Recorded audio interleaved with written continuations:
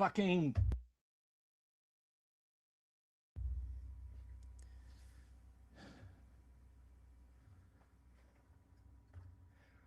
Please tell me I have audio now.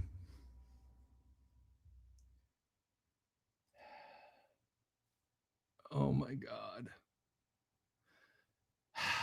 So tonight my my brand new audio switcher decided to croak. Fortunately, I still had the old one sitting right there.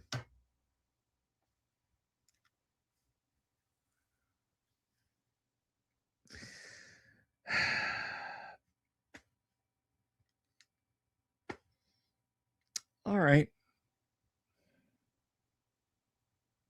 Hello, everyone. Welcome to the show. Please like and subscribe. We have merch.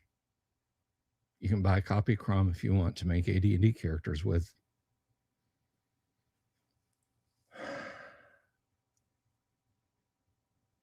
You know, all you people who've been complimentary to me and said what a wonderful job I do.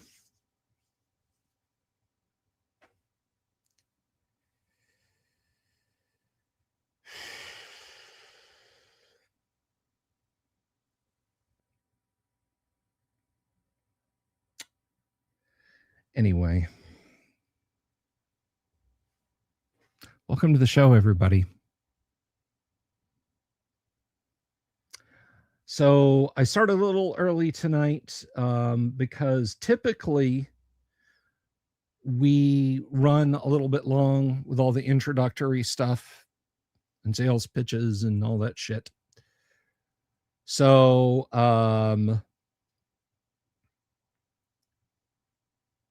I said, hey, on Tuesday nights from now on, or game nights from now on, I'm going to start a little bit early so I can wind up and do things. I am completely screwed up right now, guys. Thank you for the super, Gonzalo. You know, I'm going to put that right up there to remind me of what just went wrong. Anyway, so yeah, starting a little bit early tonight for the live stream, and we are like I said, doing things a little bit early so we don't eat so much into game time was that was the plan. Things were going okay today. How are you? Oh, this shit's entertaining, all right, Mike. Yeah, sure is. For somebody anyway. So please subscribe to the channel. I guess if you want comedy, unintentional comedy, there it is. All right. So tonight we're going to be playing first edition AD&D. If you have any questions about how we're doing, what we're doing, I want you to feel free to ask in the live chat. We're not a scripted classic TTRPG show around here. We're not like Critical Role. We're not like Dimension 20. We do not rehearse what we do in game beforehand. There's no protected characters here. They will live and die by the dice rolls. That's how we do around here. And it's worked so far pretty good. And if you think that I'm yanking your chain, please let me know what the last TPK on Critical Role was in the chat. If somebody can tell me the last time there was a TPK on Critical Role, I will send you a reproduction wood grain OD&D set. A total party kill. Every character killed. No, it was all a dream. No, and then they passed into another dimension and then came back into their bodies. I mean, every character wiped out to the last one. So, anyway. So, Brad says 1928. All right, so here we go, guys. We're going to get started on our game because all that wonderful time that I had before my soundboard, my audio switcher decided to give up the ghost and almost TPK my show was taken up in the mad scramble to fix that. So I'm going to put my headphones on And we're going to welcome in our players. Now, I did inadvertently fib. We are short one person tonight. Dr. Tim couldn't make it, so hopefully we will see him at our next show. And Tim, safe travels there and back. So without further ado, let's go ahead and welcome in our players. Returning to us from a tour of many, many places in this beautiful world, we have Gonzalo Lira's Bartab as Paul the Neutral Good Fighter. Good to see you, sir. How's it going? Great to be here. I'm fine, thank you. Everybody loves you, man. Indeed. And I apologize to any headphone users for that and for Gonzalo's chewing.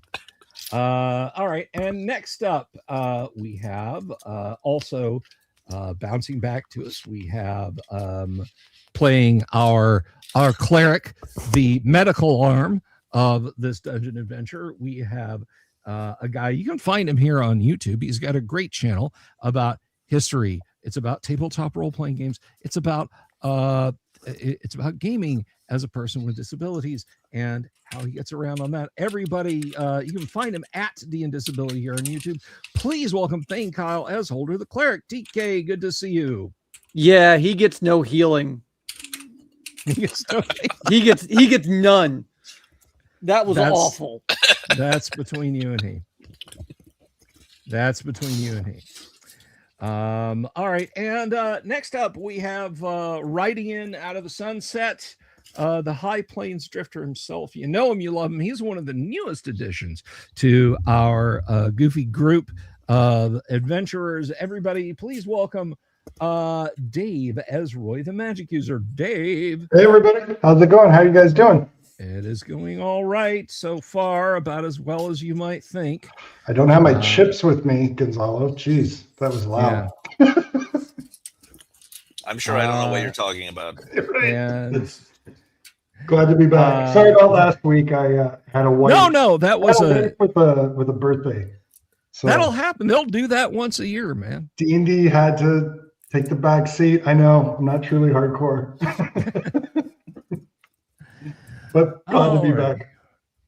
And speaking of more people with YouTube channels, of course, what would little classic TTRPG talk be without a guy who studies the classic TTRPGs? You can find him at Great Old Ones channel here on YouTube, where you not only get some D&D discussion, but some deep dives on Rollmaster, which I'm told is an okay RPG, I guess. Everybody, please welcome Great Old Ones as Falder the Ranger.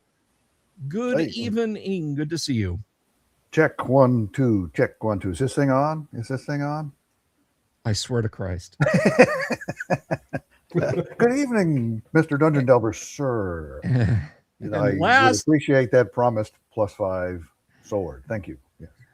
Well, anyway, so you know, pluses and minuses. I have a bit of dyscalculia. So absolute. Did you shave your beard?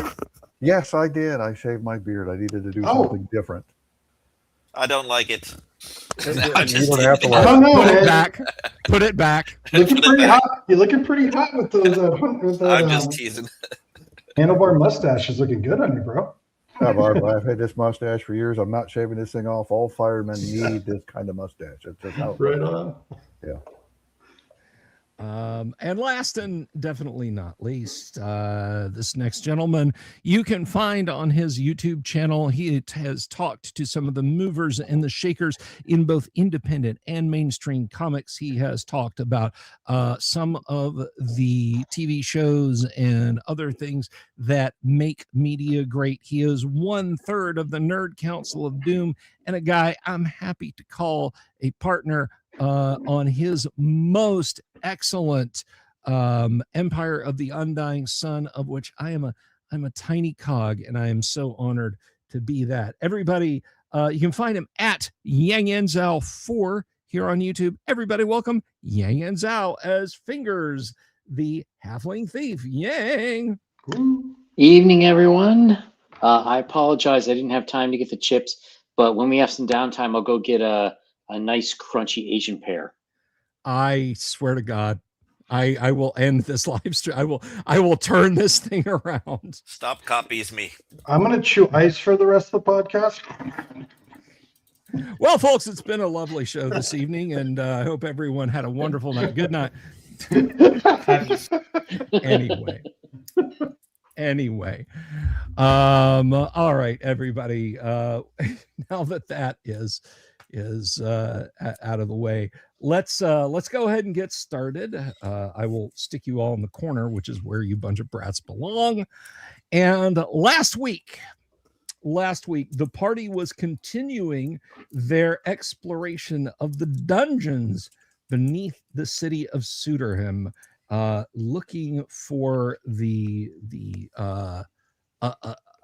path, a way to find and do away with the dreaded slave lords. Your last encounter, you had, I believe, you had slain a minotaur, if I'm not mistaken. What?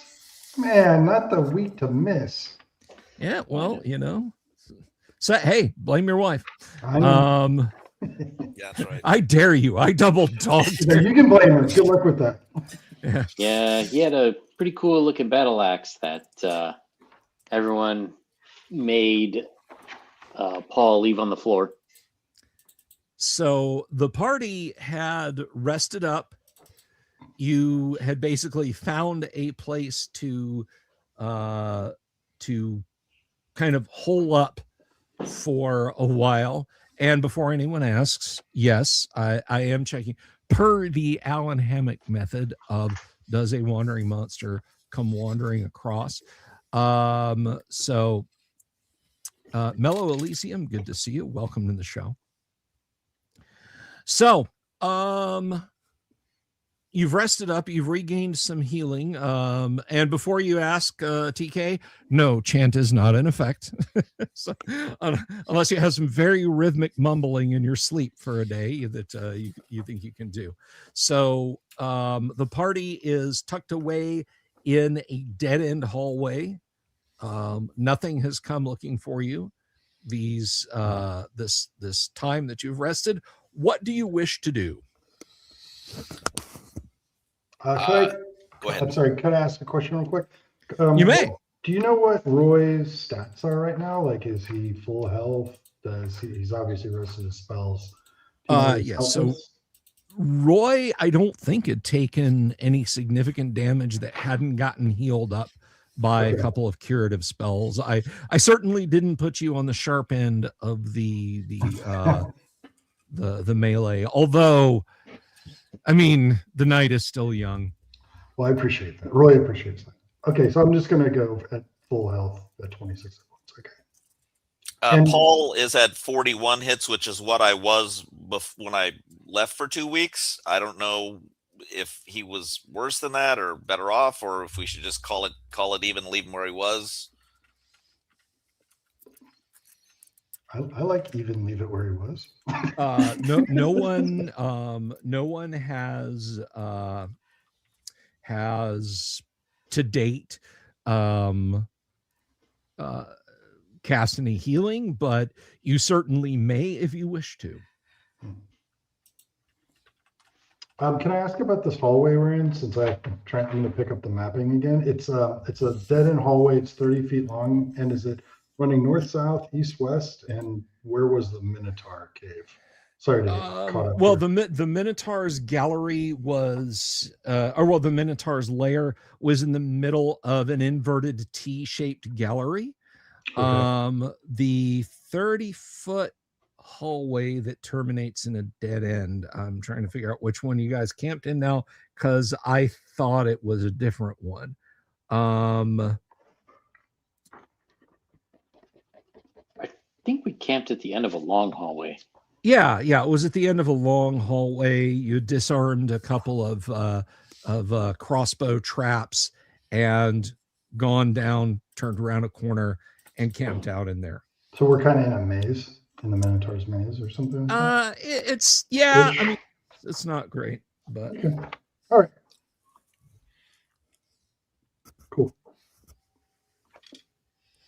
So Are you we rest missing up Holder? overnight.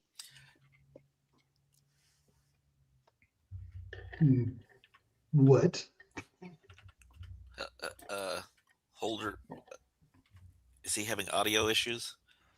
I don't know. Let me see. It would be appropriate.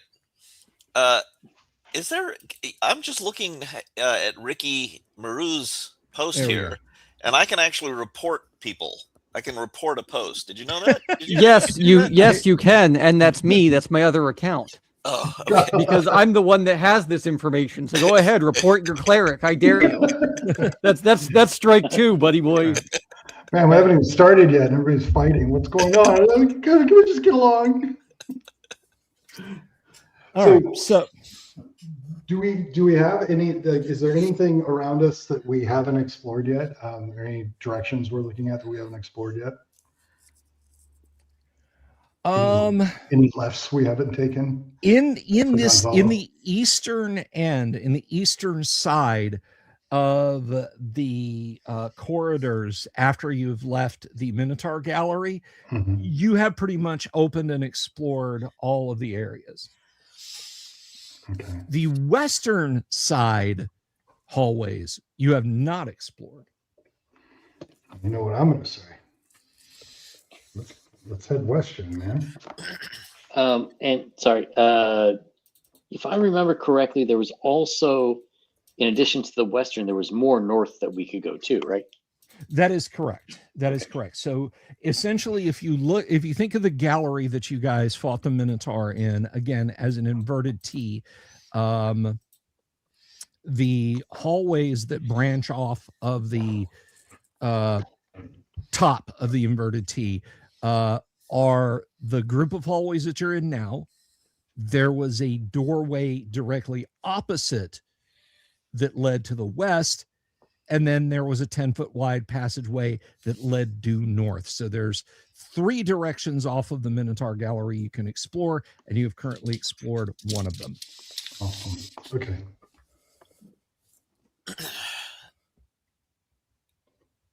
So west or north, guys? We could manifest destiny and head west. I'm going to start chanting whilst you all are debating. Paul, you like to go left, so that would be north, I think. Paul is always going to vote to go left. I'll go with left, north. Roy concurs. Are we following our thief forward or warrior forward methodology? In the new areas, probably the thief, I would imagine. Okay, then we'll be proceeding that way. And I'm controlling Berkowitz. Okay. I guess we've got 3 fighters now with the NPC hire that I have. I'm sorry, I'm blanking on her name. Crinit. So we have 3 fighters. So let's maybe put Crinit in back near to take up the rear, and Burke and Paul will be the first to follow along after the thief. Okay.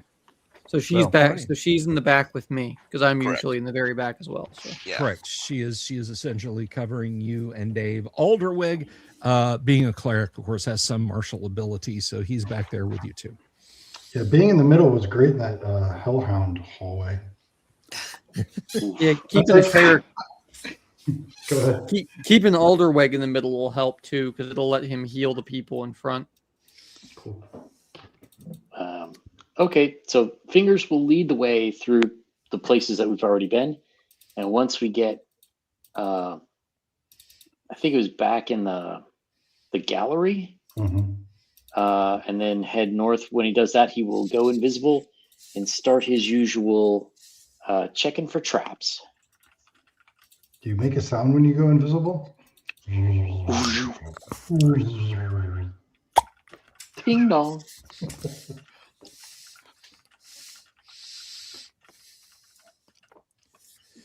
Okay, so you make your way back out. You stand once again at the apex of the gallery the open northern corridor, and immediately alongside of it, you have a doorway that leads to the west. So you are going to the west. And you have that door. What will you wish to do? Oh no, we're going north. Sorry. Oh, you're going north. Okay, I'm sorry. All right. All right. So that is just a very short run. That corridor goes 30 feet to the north. Immediately at the end of that corridor, on the right-hand side is a door. On the left-hand side, it is open, and you can see it goes 10 feet and then turns north again.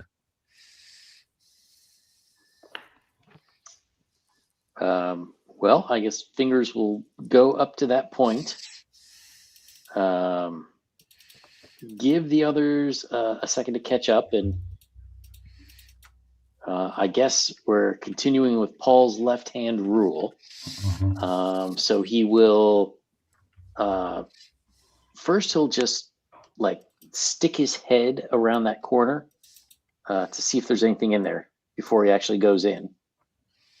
Okay, looking around the corridor to the north, you can make out that 40 feet up on the left is a door, and then another 10 feet to the north, there is a door that opens to the north. So you've got a door on the west wall, and then a little bit after that, a door on the north. All right, so Fingers will start checking for traps as he moves up to that first door. I think you said it was on the left. All right, and that is way too many dice. Let's try that again. Just the 2, please, DD dice. All right, Fingers, as you are moving north, you find one of the ubiquitous pressure plates on the floor. Before your foot even comes near it, you can clearly see the metal plate with a bit of grout on it to make it appear as though it is a flagstone. And if your intuition treats you properly, you know that that is some kind of crossbow trap, some kind of secret firing crossbow to the north. All right, he will he'll go visible, say to the others, everyone go back around that corridor. I'll disarm this. He'll lick his fingers and bend down and get to work. Okay. Fingers can do it. He's my buddy. He's your best friend. He's my best friend. All right.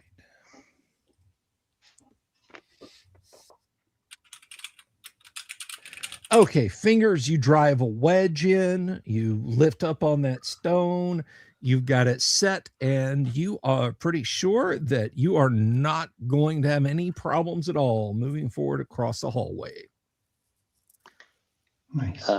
Okay. Then I guess he will gingerly move forward across the hallway to that first door. Okay. Roy calls forward and says, Fingers, you're doing a great job. Good job, buddy. Fingers will give him the thumbs up. I didn't know your thumb was in the middle of your hand. Okay. Hey. You are standing at the door. And then a further 10 feet away is another door that opens to the north, but you're in front of the one on the left. What are you going to do? He will slowly start feeling whatever sort of latch mechanism there is, looking for traps. Okay, searching the door for traps. I'm going to switch to the black D10s here because I want this to be special. You are absolutely certain that that door is not trapped. I wish you could see the search for traps rolls I'm making. They are fire. All right. So he'll call back to the others. We're all good at here. First door's okay. And then he'll move to the other door and check for traps on that one. As the party moves around the corner, I'm going to need you all to save versus fire. No, I'm just kidding. All right. We so get you're +1 at least. Moving to the north. you're moving to the north and examining that door. Likewise, I pull Paul, Valdred, and Holder aside and say, we're leaving doors behind us that are unopened. We should probably check those first so things don't come in after us. I'm chanting. Yeah, Paul says I'm letting Fingers lead the way for now. All right. I don't think we should open any new doors until we do the ones behind us. There is no trap on that northern door. Okay, so he will go back with the others, I assume, by that first door. And before he leaves, he will take his chalk and mark his phallic symbol to indicate that it is unlocked or untrapped, I mean. And then he goes back to the other door and says, okay, Paul, after you. Is this the door you wanted us to go through, Roy? The first door on the left that we passed, yeah, because we have a door Have on you the checked? left. Have you checked that one, Fingers? No. Yeah, you check both. No, you checked the two at the end of the hallway. I don't think you checked the first door that we saw because you ducked around the corner after that first door because there's 3 doors. That is correct. You did not check the one on the eastern wall. Map maker. What? Yeah, so we went up like 30 feet. There was a door on the left, and we went, okay, there's a door there, and then it goes about 10 feet to the east, and then 50 feet to the north, and there's 2 doors at the end of that north hallway with the trap. But that first door that we passed, we just kind of went by. That's why I was wanting to go back and check it. Okay. And for clarity's sake, I might have said left. It's on the right. It's on the eastern wall. Oh, I'm sorry. Okay. Check that one, and then we'll start at the closest one. Yeah. Sure, I'll check that one. I'm totally lost now, so. That's fine.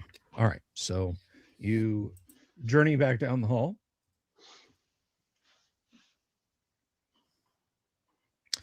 Once again, you are certain that door is untrapped. Yeah. So this is the door that's like 30 feet off the Minotaur's gallery. Yes. Before we go deeper down into the other hallway. So I think checking this one, I don't know if you want to listen to it, see if there's anything scurrying around inside, and we could check it out. Sure, Fingers, take a listen. All right. Aside from the sound of a hive of ear seekers, you don't hear anything. No, you do not hear anything on the other side of the door. That's fine. Paul will. You checked for traps and found nothing, right? Yes. Okay, so Paul will move up and attempt to open the door and see if he can get in there. All right. Go ahead and give me an open doors roll, which I think for you is a 1 in 5. Well, I rolled, but there we go. All right. So yeah, you force the door. It's not a problem. The hallway beyond goes 20 feet to the east and turns to the left, going north. All right, Fingers, after you.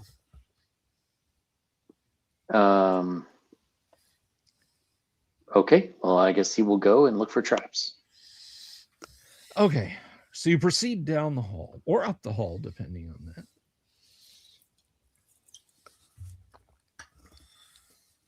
that. Checking for traps. I turn left and open doors. That's what I do.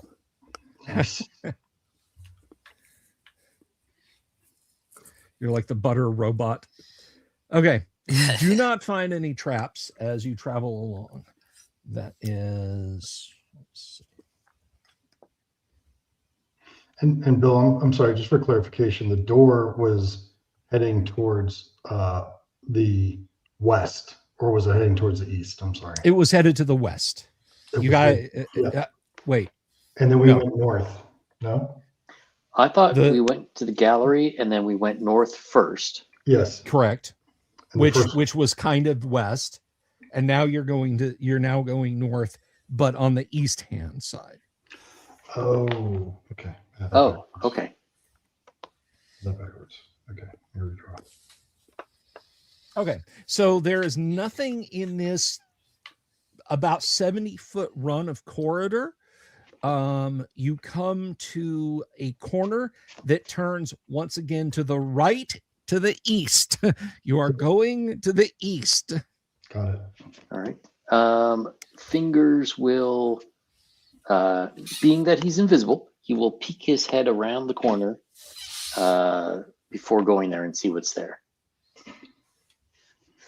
All right.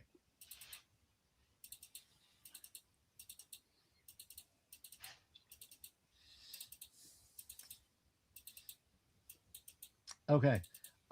Fingers looking down the hall, you can see it is a corridor that runs maybe 50 feet to the east and then turns left going northward. Okay. And I guess he will, he's going to wait for the others to catch up.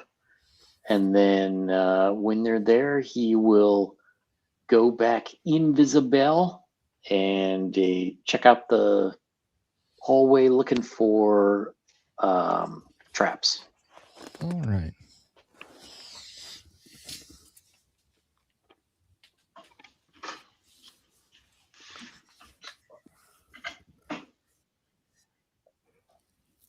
Okay. Remind me again, your find traps? I believe it is 60. Yes. Okay. Fart. There you go. Let me make sure I'm looking at the right thing, but 60 on your fart. Okay. So you notice a few things here as you're approaching this. First of all, the corridor widens out about 5 feet on either side for a 30-foot run. Second of all, the air in this chamber is foul and clinging. A thick translucent slime covers the floor and trails out along the passage on the far end of the chamber. And finally, there is a pit trap directly in front of you. This pit trap, is it just an open pit, or it's like No, it's covered? it is like a tilting slab. Ooh. Can we nail it closed? But that would be a disarm traps roll on the part of the thief. But question, do we want to do that? Because the last time going into the trap is what saved us. Is it possible for him to, so you said it flares out 5 feet on the side, right? Is it possible Correct. for him to jump over the pit? Well, first, can you tell if the pit goes all the way to the walls, or is there an area on the sides that's not pit? So you think it runs 20 feet to the east and 10 feet in width, so there would be room on either side.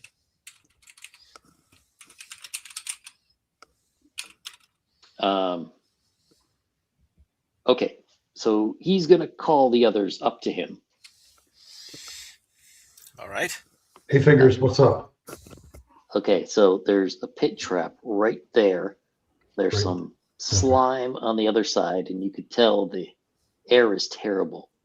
So I think I can maybe jump, or perhaps Paul can toss me over the trap to the sides where I can get a better look. I don't want any fire nozzles or slime nozzles or something hitting us if we're supposed to go into the trap first. P-I-A-ZU, burn the slime. Donna Ace, nail it shut. Paul is going to look up at the ceiling. Can he see the ceiling in here? Yes, you can. The ceiling is just rough hewn stone. It's not coated with anything? No. Okay. There's no scorch marks, either like fire or like arrow marks that hit the walls or anything like any evidence. No silhouettes of adventurers burned into the walls or anything. Paul agrees we should probably see if we can burn this stuff. But I'm not sure we should immediately nail shut the trap. Yes, counterpoint to Holder.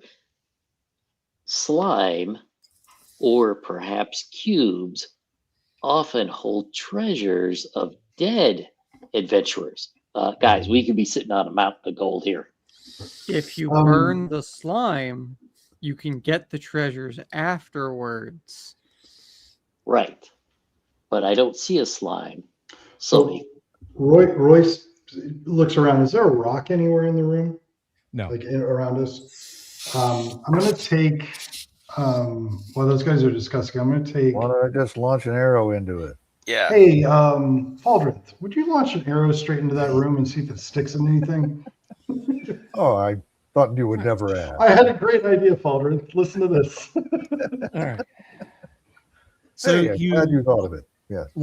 You launch an arrow. It strikes the slime, which is not deep enough nor broad enough to really impede it. It just kind of skitters on, and slime does not react to the arrow strike. Does it sizzle or anything like that when it touches the slime? Yes. It does not.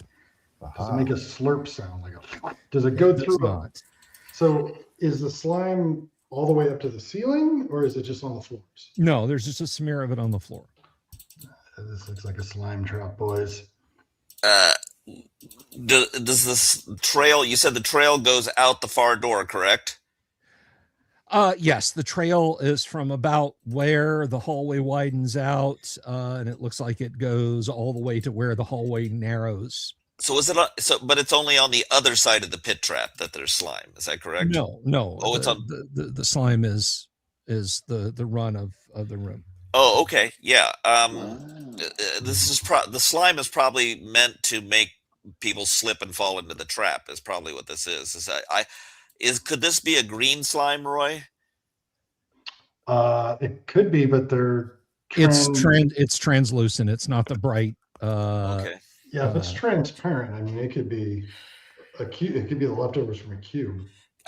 Do we think that? I mean, burning may just burn it up. See if it gets rid of it. I don't like it being there, even if it is just slime. So I think we should try to burn it. I do have a scroll of burning hands, or we could just try a torch. Yeah, let's just do a torch. Save the burning hands for when we really need it. Okay, I strike up a torch and hand it to Paul. And Paul will take the torch and throw it to on the other side of the pit trap in the slime. Okay, it lands over there. It kind of roll a d6, please. Alrighty. Okay. It lands and it lands at just the wrong angle to make it gutter out. But other than that, the slime doesn't react or anything like that. Guys, maybe the slime is inside the trap. Yeah. It's possible, but I mean, is it is it slippery at all? Does anyone have a pole or anything? In my opinion, the slime is here to make us, since it doesn't appear to be alive or damaging that we can tell. Once the torch, you said the torch goes out, it gets snuffed, right? Yeah, but it's not the slime doesn't make it snuff. It's the fact that you threw a torch. Yeah, that's fine.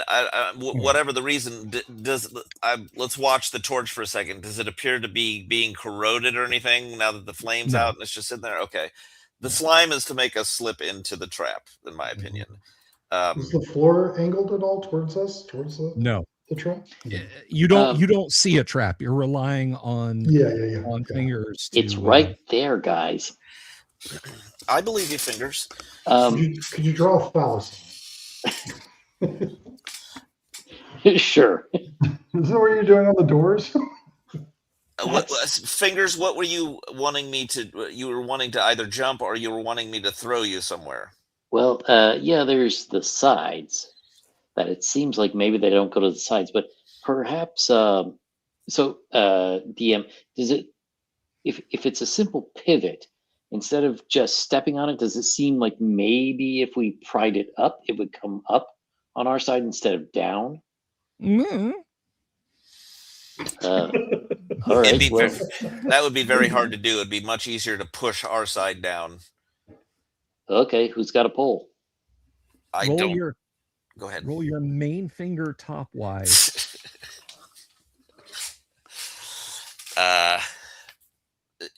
So I don't have a. I do have a. What is my polearm style weapon that I amazingly am able to carry? Well, Spedum. Yes, it's a speedum. It's a broad-headed spear. Okay, I'll take poke that. Go ahead. What? I said, poke it. Yeah, and I'll have fingers point to where he thinks the near edge of it is. I'm gonna tie. Can we tie a rope around me and people hang on to it just in case? I actually think what we should do is tie a rope around you and all go back around the corner while you're doing this. And if That's you get fine. any trouble, we'll pull you back around the corner because something could happen in the back wall and like something could open up and gush could come out. So once we have, assuming we have time and aren't interfered with, that we'll set up that situation, and then Paul will use his speedum to attempt to push down where Fingers is going to have to be up there with him to show him where the trap is. So Fingers, you're going to have to share the risk. Sure, he will be behind Paul. That's fine. And he will, I guess, draw a symbol on the floor, which may or may not be suggestive where he thinks the edge is. Okay. All right. So you got your spear ready. Go ahead and I tell you what, give me a saving throw versus paralysis. All righty. As you are leaning forward. Oh, what hold on. Okay. Is this something Crom can handle? Yeah. A 20, no problem. So you're leaning in, the rope is taut, you push with the tip of your speedum, putting your weight on it. The stone tilts up. It basically pivots so that the end nearest you is what goes down. Right. And you're looking down, I presume, yes? Yes. All right, let's see. You definitely see by the whatever light source you have. What light source do you have? I have a light stone. You have a light stone. Oh, okay. Then those in the pot light. Yeah. It's very, very bright then. So you're quite able to see. There is a glimmer of fine steel and perhaps mail and perhaps a gem at the bottom of this pit that is about 25 feet deep. And let me see. It is not a far drop at all. Just a second. Where is my... You said 25 feet, didn't you? 25 feet deep. Yeah. That's a far... That's okay. That's 2d6 plus 1d3. That's... Put your big boy pants on. All right. Let's see. Is that stuff on the ground? Just a moment. I am. He's not done emasculating me. Let him finish. All right. And that's what looks like is down there. Just some loot laying at the bottom of the pit. Can I use the blade of the speedum to jam this thing open potentially, like at the side? Oh, absolutely. Yeah. Okay. It is a very finely balanced stone. Okay. And if you had stepped on this, you'd be at the bottom of that pit now. You are entirely sure. Okay. Paul will scoot over to the side, keeping pressure on the plate with the rope taut on me, and I'm gonna attempt to move it so it's as vertical as it can be. And try to wedge the tip of the speedum in between the edge of it and the wall. See if I can get this thing stuck in an open position. Okay. That's fine. All right. Do I feel like, since I had to make a saving throw versus paralysis, that if other people come just walking in here, they're going to be subject to the same thing based on what I'm feeling under my feet? You were leaning on the pit trap with the tip of your sword. That was like, you ever go to open a door and you're like, oh, this is on one of those hydraulic casters, so I got to put a little oomph into it, and the damn thing flies out because the caster's broken. Yeah. And you're like, oh shit. or maybe you stumble. That was more like what we're doing. Gotcha. Okay, well, hey guys, come look at what I'm seeing. Okay. We sneak up there and take a look down. So there's a gem and some armor and a magic staff and a pile of gold, right? There is what looks like a suit of mail and a sword and a gemstone at the bottom of this pit. Okay, and it doesn't appear to be, now if Roy's got his eyes on it, doesn't appear to be floating it's just on the bottom. All the way at the bottom. It'd be awesome to drop that torch down in there. Well, I mean, we can't get to that torch right now. You want to drop another torch down there? Yeah, Fingers has one. He will. Okay. Actually, he's got a few. He will be happy to light up and throw on down there. Awesome. Alrighty. Let's see what. So, Fingers, you lean over and toss the torch in.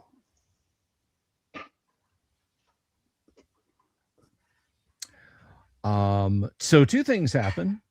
The torch sails past, lands with a splat about 10 feet down, Mm-hmm.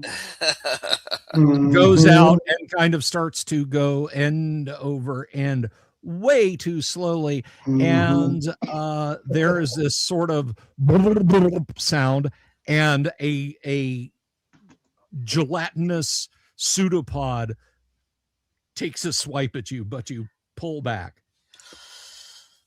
Can I yank the speed amount? Yeah. All right. Absolutely. I yank it out. It's some kind of jelly substance. Fire? What do we do? Stab it again. Who's got some oil? Yeah, I think let's drop some oil in there and burn the thing. Yeah, so if we can, well, I don't know, fire, I don't know what this thing is, but if fire will hurt it, we could probably just spread the oil on top of the trap door and then tilt it again so the oil spills down, and then toss, and it'll hit the torch went out, didn't it? But if we let the oil, if we empty a couple of flasks of oil on top of this thing, then tilt it down again, then toss another torch, maybe that. What do you think? That's I could cast a fireball. Yeah, Yeah, do it. Do it. I think that's the best idea I've heard all night. Fireball. You didn't ask how big the pit was. I don't care. You're flaming. This might be. Well, we need to figure out if fire is going to actually hurt this thing before you cast any spells, I think. No, I think we, we've all. Well, I've got 3 oil flasks, so I think dumping a few of those down there and just lighting the thing on fire seems like a good way to fight slime. Yeah, I got 4, so we got plenty. So let's do. How many do we want to start with? Just kind of break 3 so that the oil's on the top of the thing, or roll 1 to see if it works first. Okay, well, that might just make it mad. I think we want to do a little damage to it if we can. I'm not sure how. Not entirely sure it's got a brain to be able to get mad. So okay, all right. Well, then let's see if we can just break it in the middle of or somewhere where when I tilt it down again, it'll spill down. Someone be ready with a torch, and I'm gonna go stand at the other side this time and push from the other end. Yeah, I feel like what we could do maybe is since it's so finely balanced, maybe we just push it down a little bit to make a little bit of an opening, and then just pour the oil down in there, and then drop a torch in there, and then close it. Okay, that's fine. Let's do that. Somebody who's pouring oil. I can do it. Roy can do it. I think maybe we want Burke or someone or Crinit to pour the oil. We need your spells. We can't afford to have you grabbed by this thing. You do care. Oh, I'm so touched. I'll hold the light and chant. So I'll be the guy holding the light for the auto mechanic. Yeah. Crinit just shakes her head, takes her flasks of oil out and approaches the pit and says, "Just open the cursed thing." So I push it down. All right. So she dumps a flask of oil in, lights a bit of tinder at with her steel, drops it in there. Whoosh. Somebody roll. What is a direct hit with a burning flask of, or with a lit flask of oil? Is it 2d8 or no? It's 2d6. Somebody roll 2d6, please. I'll do it. 2d6. 2d6 for Crinit. Direct hit with oil alight is 2 to 12. Yes. 2 to 12. Okay. So yeah, there's a foul smell of something burning down there. It's not just the thick, oily, fishy smell of fine oil burning, of lamp oil burning. This is the stink of something alive. And there's a bubbling noise from within the pit, and the lid sort of shudders a little bit. Roll another d6, please, for the damage. Yep. All right, so that is 4, and you've done what was it before? 11? Oh, No, that was 7. Okay, so 7 and 4 is 11. Oh, okay, yeah.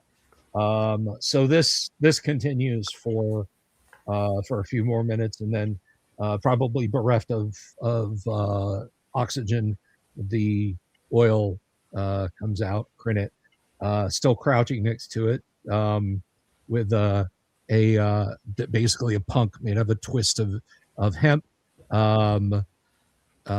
Has another flask of oil ready, and she nods. All right, do it again. Yes. Do you want to go ahead and open it? Yeah. Push. Use the my spear, my spitum to open it again. All righty. I like this way of fighting a cube slam. This could have turned out real badly if Fingers did not see this. I know. These adventurers are my kind of scum, ruthless and inventive.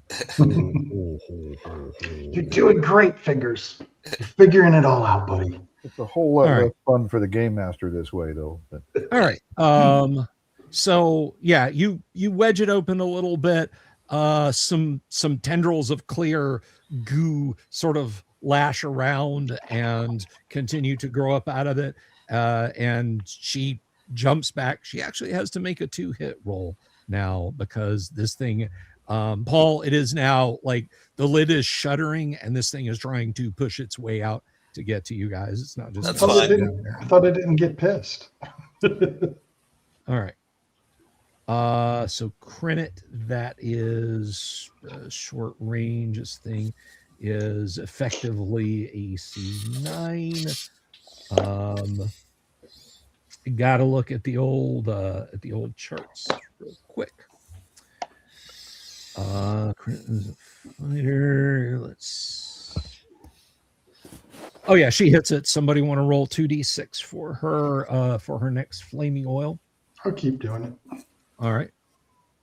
Ooh, 8 points of damage. Okay, so it's on fire and it is sort of oozing back up into a cube shape. Is anybody else doing anything in the round? How about Paul? Well, so is it partially up and out? Yes, it's getting up. Okay, well then I let the thing slide again. I let it close on it if I can.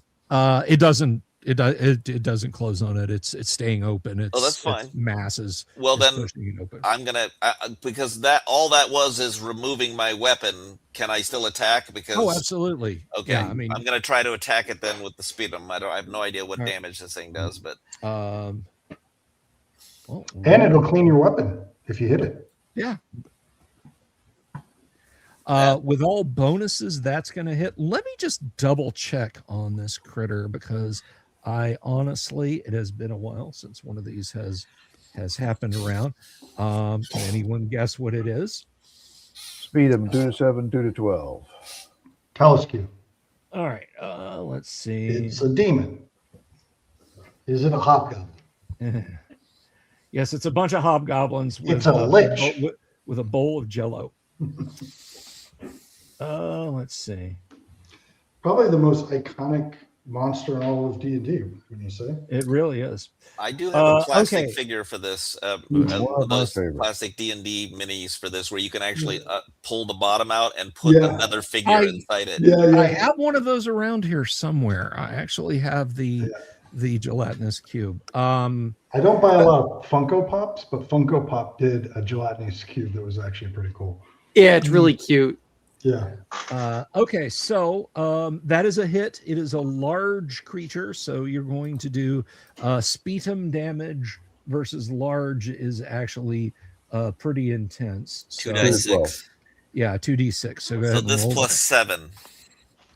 Nice. Oh, So 18. The wood may dissolve, but it's certainly worth it. Yeah, so that's 18 points of damage. It had taken 11 and 8. That's 19 and 18. You jab your spear into something vital, and this thing just kind of goes. And yeah, everyone's feet kind of tingles uncomfortably. It's kind of like your feet are asleep as this thing just kind of wibbles into a thin mess there. And lying on the floor, there's a sword, there's a suit of chainmail, and there's a dusty rose-colored gemstone. Yay. my hero. Perfect. Fingers, you want to take a look at those? Your best friend is one. Oh yeah, I do. Okay, so I guess starting first off, do the sword and the mail, do they seem like they're magical? Well, by what means are you trying to determine that? Well, I guess this. I don't want to. Grok magic. I can when we rest, I can detect magic on them. Let's take them and move on. We need to move before random encounters happen. And there are, by the way, there's also 70 gold coins. Oh yeah. I will add that to the list. Okay. Well, just with a quick check, is the longsword glowing? Yes, as soon as you pick the longsword up, it proceeds to glow. Ooh, nice. Okay, who needs a magic longsword? You want to? I'll trade you your magic short sword back for that thing. Sure. We don't know what it is yet, but there you go. As long as it's a berserker, I'm good with it. Yeah. If we're not going to, if no one's going to try on the mail,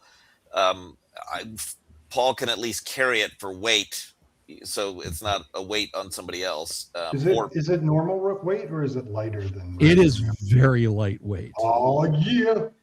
Weighs about half as much as a ring hauberk should. And you're a fighter, you know that. So wait until the magic user identifies it, or we're paying 10 times as much to identify it later. Well, yeah, no one. I'm not. I mean, somebody's got to carry it. But it's light, so we could give it.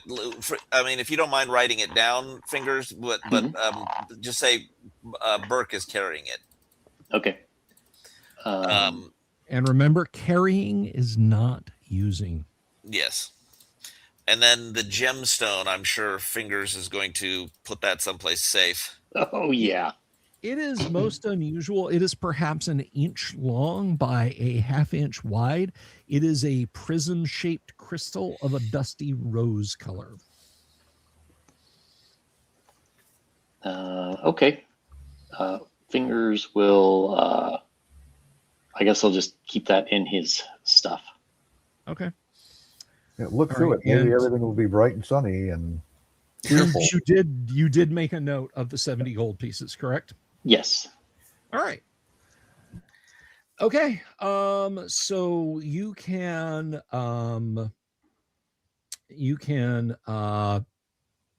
do we have a spike? Yeah, Krenit's got spikes. Okay. She's She'll take the haft of her sword and drive a few in. This thing is so well balanced that just a couple of spikes stop it from working again properly. Nice. Good job, Fingers. That's you're why we won that, finding that trap, because I feel quite sure that both myself and Burke would have gone sliding right in there. Yeah. I was referring to not using the sword, by the way, not the armor. It's the. Gotcha. Oh, ruined my fun already. It's not a helm of opposite alignment. We will be all right. Yeah. Do we actually have the components to cast Identified? Is that something I have or we've collected? It's like 1,000 pounds of pearls or something. No, what we need we need a pearl and we need a goldfish. And the goldfish, well, that's a goldfish, but the pearl's the important part. And I don't know if the magic user has any left. It's a spell that essentially is not worth casting in a dungeon in the situation we're in right now, given what it can do to the magic user. Five Constitution loss for 24 hours. Yeah. Absolutely agree. It just beats having to run to a city and finding a sage. That's all. Yeah. I agree. All right. So you proceed for a bit. Yang, are you going to the east and going around the corner? Yes. He will go east and peek around the corner. All right. Give me a saving throw versus paralysis, please. Okay. Sorry, D20, right? Yes. All day, every day. And he does have a ring of protection +1. All right, so that is +1. You are a thief 6, correct? Yes. All right, let's see. So that is a total of 11. Is Chant giving any attacks, damage, saves? Yeah. All right. And he's a halfling. I don't know if that. Yeah, my paralysis poison is 12. So okay. So that is 11. You lean around the corner and something wet and sticky and pliant smacks in your face that you can't see. As your skin is starting to go numb, you jerk your head back, and all the air in front of you in the 10 by 10 area kind of wibbles and glimmers a little bit and begins to move forward towards you as you leap back. There's a gelatinous cube in front of you. What are you doing? Run the hell back and yell, cube. All right, so you're gonna turn and run away. You are still invisible. So go ahead and roll initiative for me, Yang. That's going to be a D6. And if this thing engulfs you and starts to eat you, I'm going to laugh my ass off. Won't that be interesting? Sorry. Wait, what did I say? I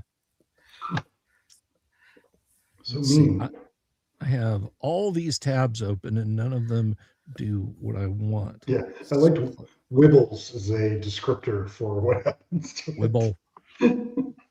I blame Douglas Adams. All right, so does the cube wibble after you? The cube will go first. I know what it wants to do. Blah. The funny thing about gelatinous cubes is they don't really see their targets, so you being invisible doesn't really help you here. However, that's 7. Let's see, you're leaving. That's 11. It is a 6-hit die, beastie. Oh, this could be bad. What is your armor class? I believe it is 5.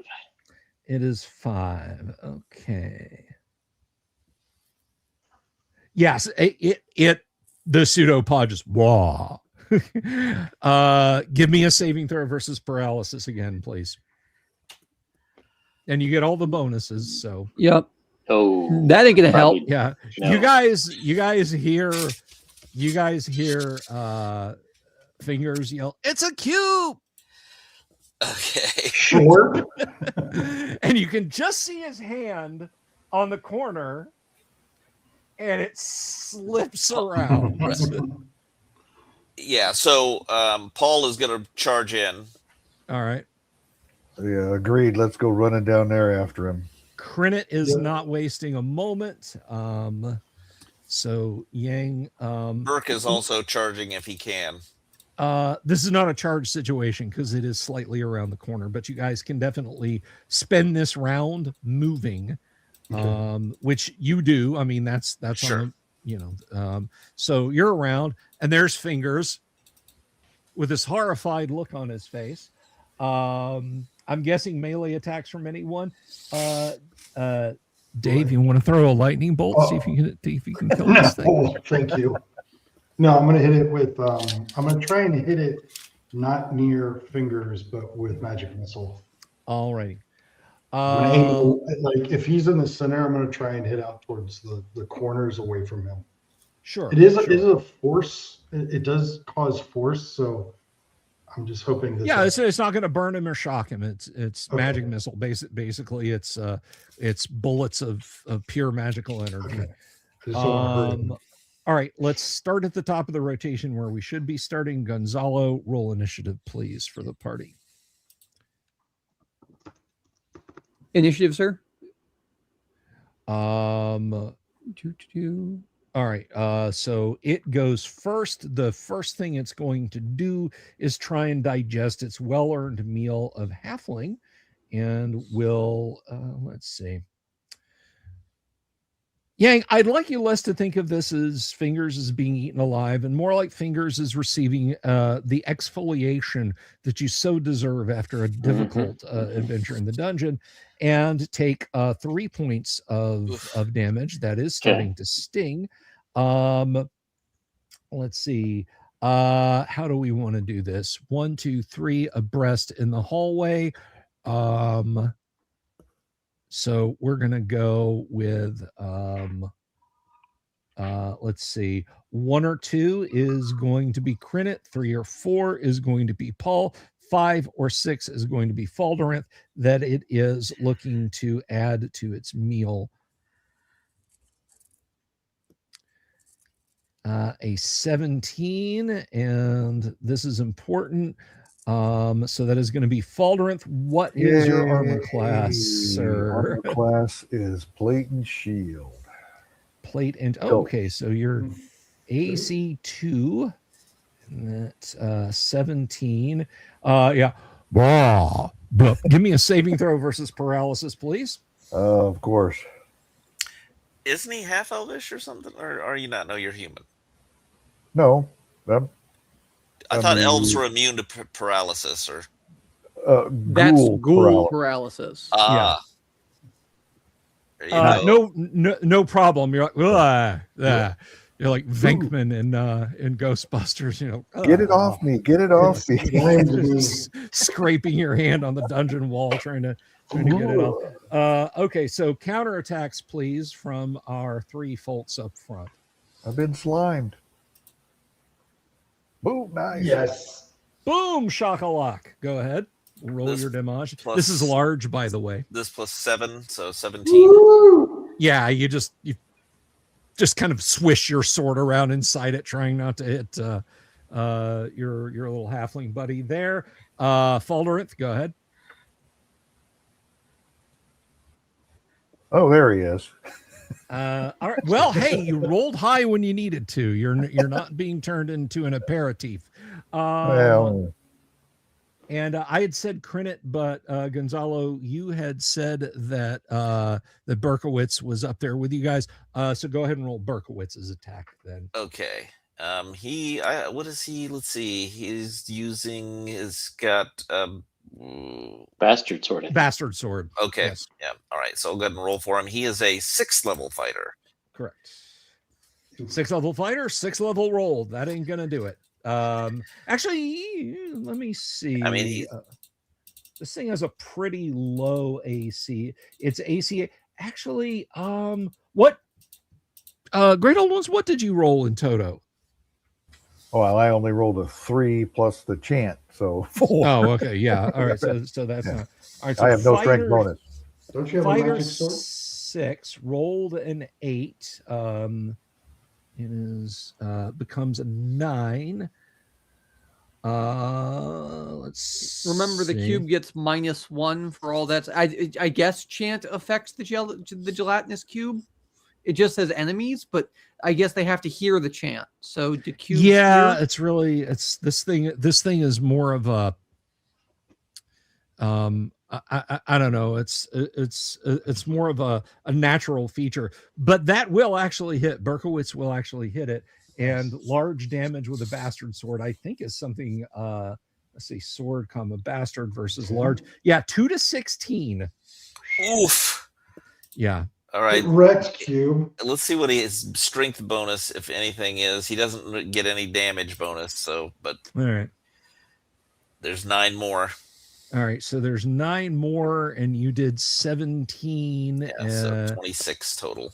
So 26 total. Yeah, it's not looking good. Go ahead and roll those magic missiles, Dave. There you go. There it is. There it is. Okay, so that is that's enough. Yeah, you blast those through those things around. You just draw a perfect shape around around poor fingers there. Guys, I killed it. Outline him perfectly, and once again it brash. Fingers, can you hear me? Paul is shaking him. All right. Did we get more loot? That's through very clenched teeth, because fingers, you will be anesthetized for, let's see, for a while. Oh boy. Does that mean he can't move? He's paralyzed? Yes. So for 15 rounds, basically for 1.5 turns, you'll be comfortably numb. I mean, hey, when it was starting to eat your flesh, it didn't hurt. It's not just paralysis; it is anesthetization. So you were like, do the cleric or magic user have an idea that this is not permanent? I mean, do we know this is? Yeah. Not, You guys have. Okay. I mean, you're all experienced adventurers. Okay. You've seen and encountered gelatinous cubes before. And I just want to say we are at the midpoint. Thank you very much to everyone who's tuned in. We have 43 of you beautiful people watching us over on YouTube, and another 61 on X. I really, really appreciate it, guys. Thank you for tuning in. It means the world to me. If you haven't already, click the subscribe button, and I thank you. All right, so all the users, everybody that's logged in.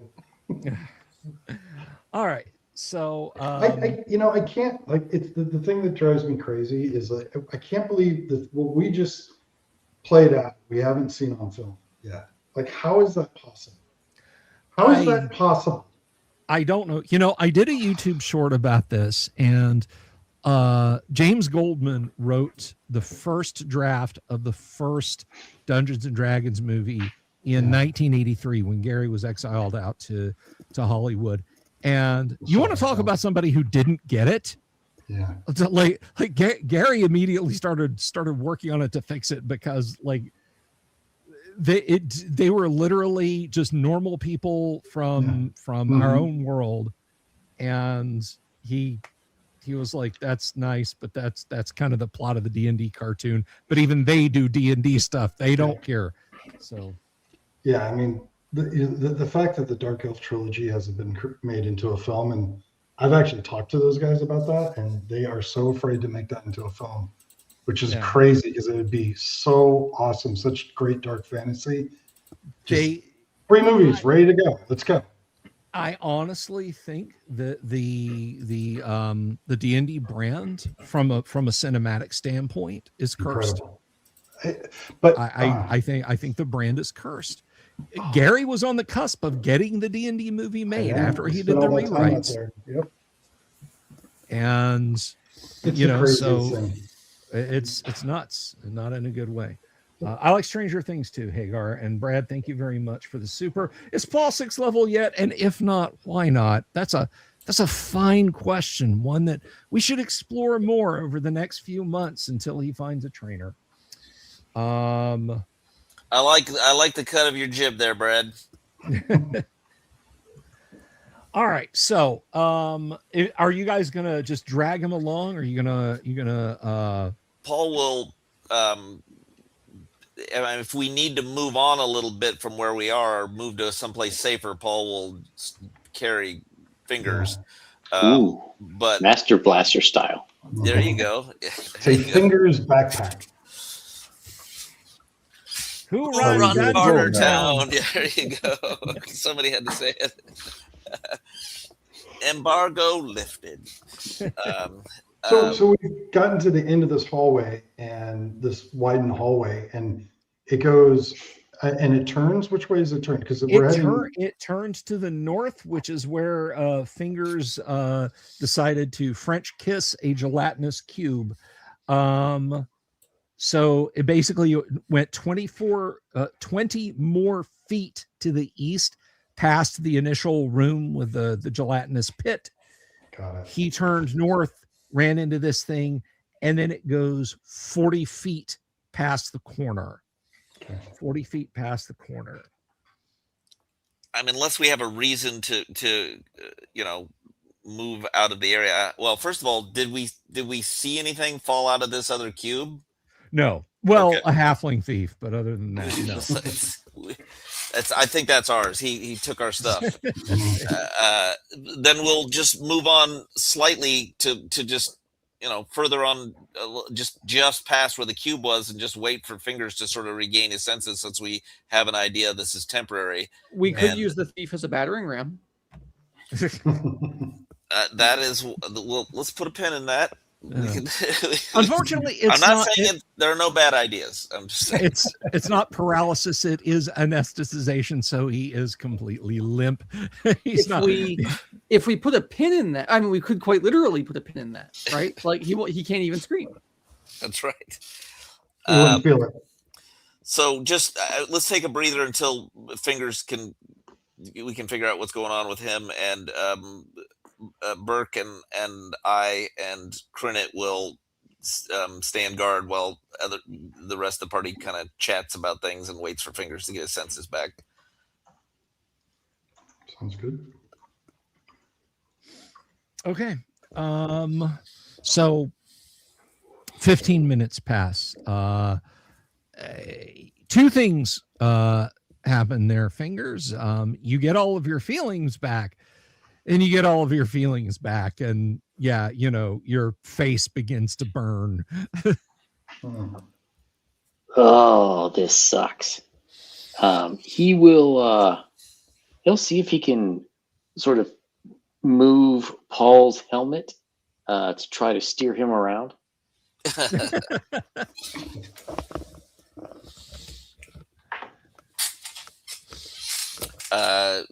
But he can move now, right? Yes, he can Okay. move. Okay. I mean, we didn't, other than being paralyzed for a bit, he didn't seem to get his mitts on you too bad there. No, I'm more or less okay. Your skin looks amazing. It's like you're exfoliated. Thank you. Pink glowing. faced and healthy looking. Yeah. He doesn't have any eyebrows now. Terrific. He's going into the west. Fingers, you look constantly surprised now. So, Yeah. Are you ready to head out, or do you right. think the fighter should take the lead now? I'll scout ahead for. There's still so now There's that 40 feet more of hallway to the north. and what do we see past that? Is it dead end or? No. The passageway opens into a huge natural cavern, at least 150 feet across. The stalactite-filled ceiling varies from 50 to 75 feet in height, and the floor is covered with a spongy turf. The grotto is lit by the eerie luminescence of a forest of tall fungi, 6 to 7 feet tall, with caps 4 feet across. Yeah. The turf at the entrance rapidly gives way to a dense marsh from which these man-sized mushrooms sprout.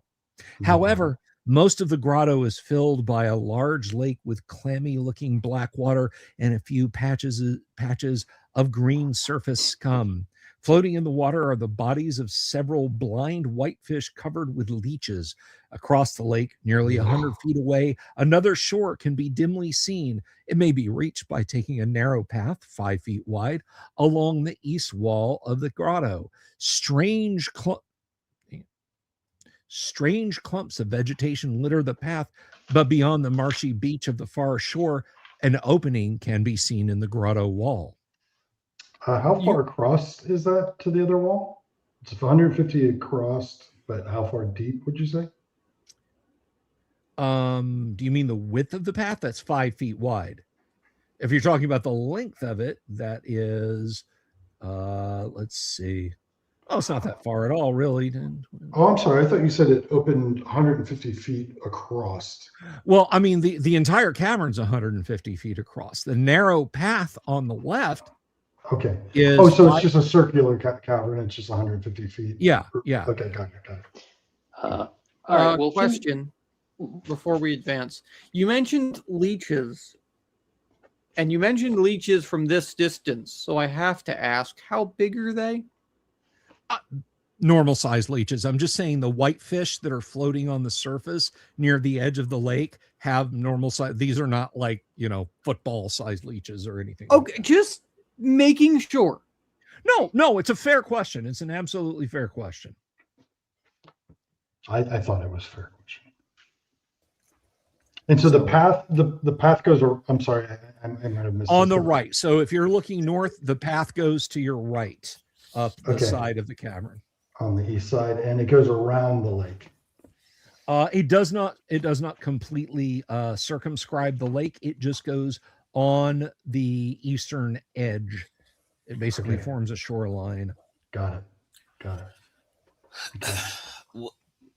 You said there are man-sized mushrooms in here? Yeah, they're basically mushroom trees that have kind of a glowing luminescence to them that lends everything this eerie grotto light. All the mushroom people. Thank you for hanging out. Just to advance this, Fingers will go ahead in the last bit of corridor looking for traps, and then he will let Paul take the lead. Okay. I'll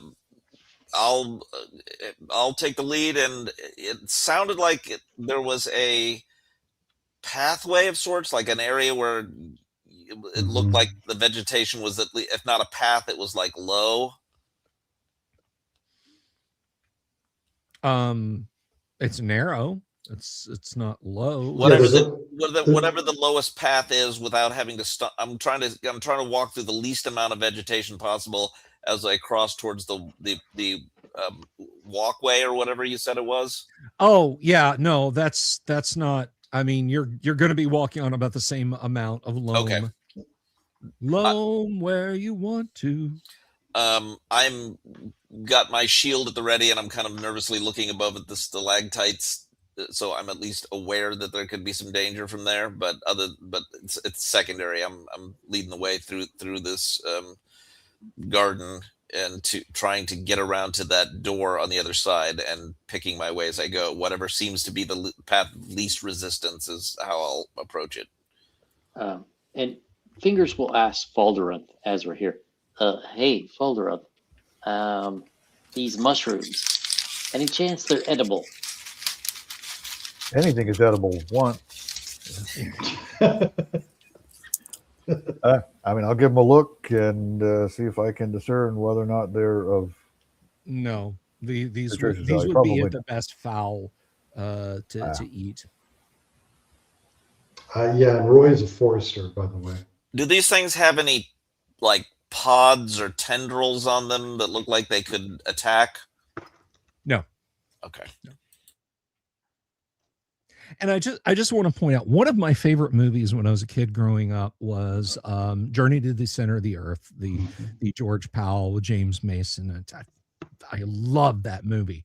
But I remember watching it, and they come to a mushroom forest like this as they're exploring, and they like immediately like start making mushroom soup and eating this, and I was like, wow, that's cool. And I was watching it with my dad, and my dad just out of nowhere is like, don't you ever eat any mushrooms you find, they'll kill you, they're poisonous. And I was like, okay, Dad. See, I guess he thought I was that impressionable that I would just be out there like I'm gonna do like they did in the movie. But no, it's an amazing movie. It's a dungeon crawl movie. Huh. All right. So Roy has a Forester as a secondary skill. Is there anything in here that seems unusual that doesn't seem like? I mean, no. There's your forestry skill mostly applies to above ground stuff. Yeah. But being a rational person who understands philosophy and the ether and so on and that sort of thing, it clearly makes sense that if mushrooms can grow in dark places, and this is truly a dark place you're in with plenty of moisture and enough fertilizer from the fish washing ashore, then it stands to reason if left undisturbed, they'll grow huge. And here's the evidence. Okay, cool. Thanks. Looks totally normal to me, guys. Well, I'm already walking through it, so I'm assuming everybody's following me. If you're not, I stop and wait. Yeah, I'm bringing up the rear. Yeah, I'm in the middle. Fingers is in the middle. Okay. Then where do you want Berkowitz and Krenit and Alderweg? Krenit's in the back with, I would say, in the very rear. And Burke is be right behind me, and I think Faldarinth would best be third. Don't you think, Faldarinth? Or works for me. All right. All right. So you proceed through the forest mushrooms, the really more just of a stand, it's not forest, through the stand of mushrooms until the bit of shoreline narrows down to the pathway. It's about 40 feet until it broadens out into the landing on the other side. Is the water fairly clear? We can see the fish before, so I'm assuming the water's fairly clear. It's like the surface layer. It darkens pretty quick. Okay. Paul's gonna take his. We have other light stones, right? Paul's not the only one with a light stone. I think everybody has one. Yeah. Okay. Paul is going to take his light stone and just drop it into the water. Bloop. Okay. It sinks down maybe 8 or 9 feet and comes to rest on a murky, muddy slope. It rolls a little bit, maybe another 4 or 5 feet before it finally stops moving. The water, the sort of reddish brown of the mud, and the blue green of the algae, sort of giving off a strange, almost witch light. You know, it's interesting. But you know, that's it. That's fine. I really just wanted to be able to have a light down there so that while we're crossing, if something passes between the light and us while we're moving, we at least have a shot of seeing it coming. Sure. And he'll start heading across. Roy mutters, "Fool of a took, throw yourself in the next time." No. All right. So you're walking along. You walk out very carefully, I'm assuming. Yep. All right. I need you to. Oh gosh. There we go. All right. Well, you're not at all surprised when. Oh, I hate Adobe so much. The path grows increasingly soft and wet. As you approach the halfway point, a huge heap of rotting vegetation rises from the muck. It is alive and it attacks. Oh, one of those again.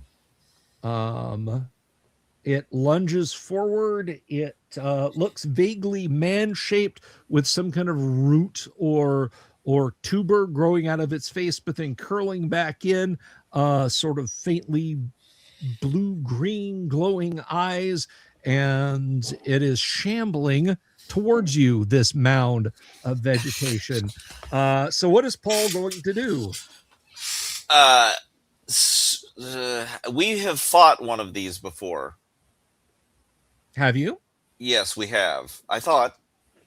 Yeah, I remember one of these. Yeah, we fought one of these before.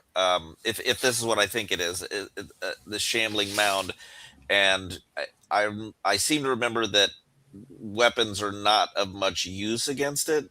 Well, tell me what you're going to do, because I know what it's going to do. I mean, I'm assuming everybody's in a narrow line behind me, right? That is correct. Okay, so I'm going to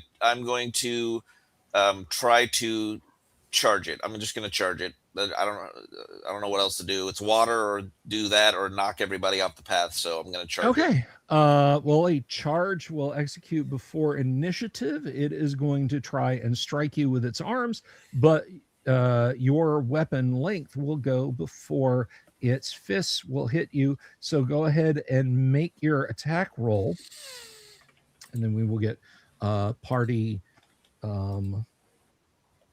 17 with bonuses will absolutely hit it. Go ahead. Is it large? It is large and in charge. Okay. All right. So this plus 7, if I can damage it, 7. So that's 19. My gosh! So 19. All right. Yeah. Holy You moly. drive it into the vegetable matter. It goes in. Your blade goes in a good 8 inches, but you feel like the vines are clenching and twisting or fibers rather, and almost rejecting your weapon. But you did put a gash in it, through which water, you presume it's water and sap, is pouring like blood from a wound. It definitely did not like that. Let's get declarations from the rest of the party. Let's see. What is Faldorinth doing? Not a whole lot we can do on this narrow path, right? Pole's kind of in the way. Well, Is that correct? Magic missile. Yeah. And that's something the ranger can't do. No. No, I know. I'm just. And you can't miss yeah. But is it Yeah. is it a corridor, or is it kind of lower around the? Can you? Oh no, this move is off on the path. This is on the path. You guys are out in the lake now on the path. But can we go? Is it possible to go off path? Is it too hard to go? Oh, off it's path? absolutely possible to go off path. I don't like how you said that. Okay. Totally. You should do that. Going off path means going into the lake. Or the other side of it, right? Yes. Hey, Bill, Yes. how many feet can I lower the water if I use my lower water scroll? That's a good question. So the scroll is gonna be at a minimum. Let me see here. All right. Because it might just help us maneuver a lot. And I've been hanging on to that for a while now. As they say, don't die with a full quiver. Yeah, So- you don't get any XP for it if you don't cast it. Yeah. Area of effect 10 by 10. 5% of original effect for every level. Declare 40% at 8th level. The area of effect increases. So 9th level. So This area may be too big for it then. yeah, this is a lake, unfortunately. If it were a Yeah. little smaller, it might do the trick, but here, unfortunately, no. Well, back to the drawing board. All right. Is there anything you do wish to do? Well, I'm still chanting, That's cool. and for the time being, I mean, holy water's not going to work. It ain't undead, and I have 2 scrolls of cure disease. That's kind of fun. So no, really. I mean, my Qual's feather token sure is not going to help. Nobody's gonna. I think they might be really fingers might be really mad if I blew them off the path. So no, I'm just gonna keep chanting. Okay. And Roy, you're gonna try magic missile on it. Yeah. Yes. Okay. I'm going to cast magic missile at the thing. Crinit is she's honestly thinking about wading out into the water like she's looking over, like easing one foot in, watching out for the leeches, but they're kind of swarming. All right. Let's see. How about Fingers? What is Fingers doing?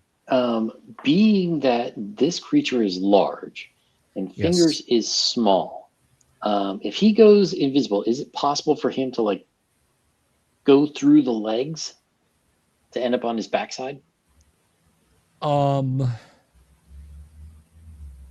Probably not, but you think that you might be able to climb the wall over it and get behind it.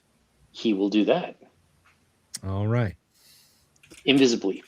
All right. So we're going to need not yet. We're going to need some climb walls rolls from you for that. Okay. All right. Holder is continuing to chant. Finger is going to be climbing the wall. Faldorinth can't do anything. Roy is fear Paul on, you know. Oh, okay. Roy is going to attempt magic missile, and let me see. I gotta see, what is this?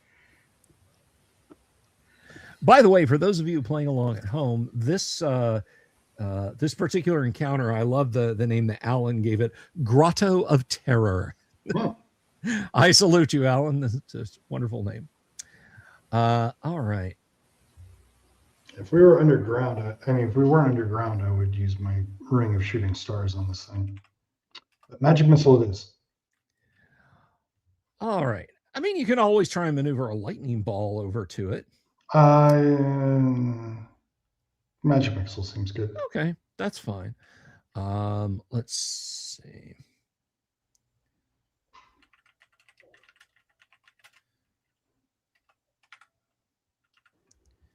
Okay. All right, let's go ahead. Let's go ahead and roll initiative, and Dave, roll initiative for us, please. Okay. Say D6. Clear D6 roll and magic missile lined up. I will say this. I did like starting at directly at 9 o'clock. I feel like we've gotten more adventuring in tonight. So we're going to be doing that. All right. It swings its mighty mucky hands at Paul. All right, a 17 and a 15. Paul, you do not get the benefit of the shield. However, it is at -1 because of chance, so that becomes a 16 and a 14. What is Paul's armor class, please? 1. All right. Nice. Still pretty sure it hit. Class 1. All right. All right. So the 14 is the one I will check first because the 17 almost certainly hit. All right. Both of those hit. It clamps its hands onto Paul's face. Vines wrap around your throat and you are suffocating. Jeez. Also, you take 13 points of damage. All righty. So. And remember, chant adds 1 as well. Okay. So 13 plus 1. Well, no, it's inflicting 13 points of damage. Oh, oops. Yeah. But is that -1 on each of its dice? It would be -1 to its attacks, damage, and saves if it can hear me. That's like the rub. Well, yeah. I mean, in this case, yeah, it's a shambling mound. So that is that is very lucky. All right. So then that is 9 points of damage that you take there. Okay. Gonzalo. God, Paul. coming through. No, Gonzalo. I said. Girlfriend comes up behind you with a cricket bat. Pow. He said 9 points of damage, honey.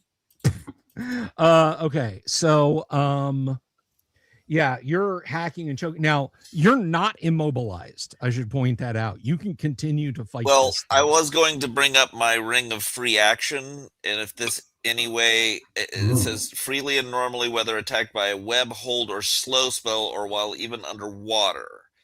Yeah, it does. It doesn't. Okay. It doesn't get you loose. Is my sword stuck in this thing somehow? No. Okay. You can continue to fight it, but it's now like shake it, like it wants you dead, and you cannot draw a breath here. So we're not entangled in any way.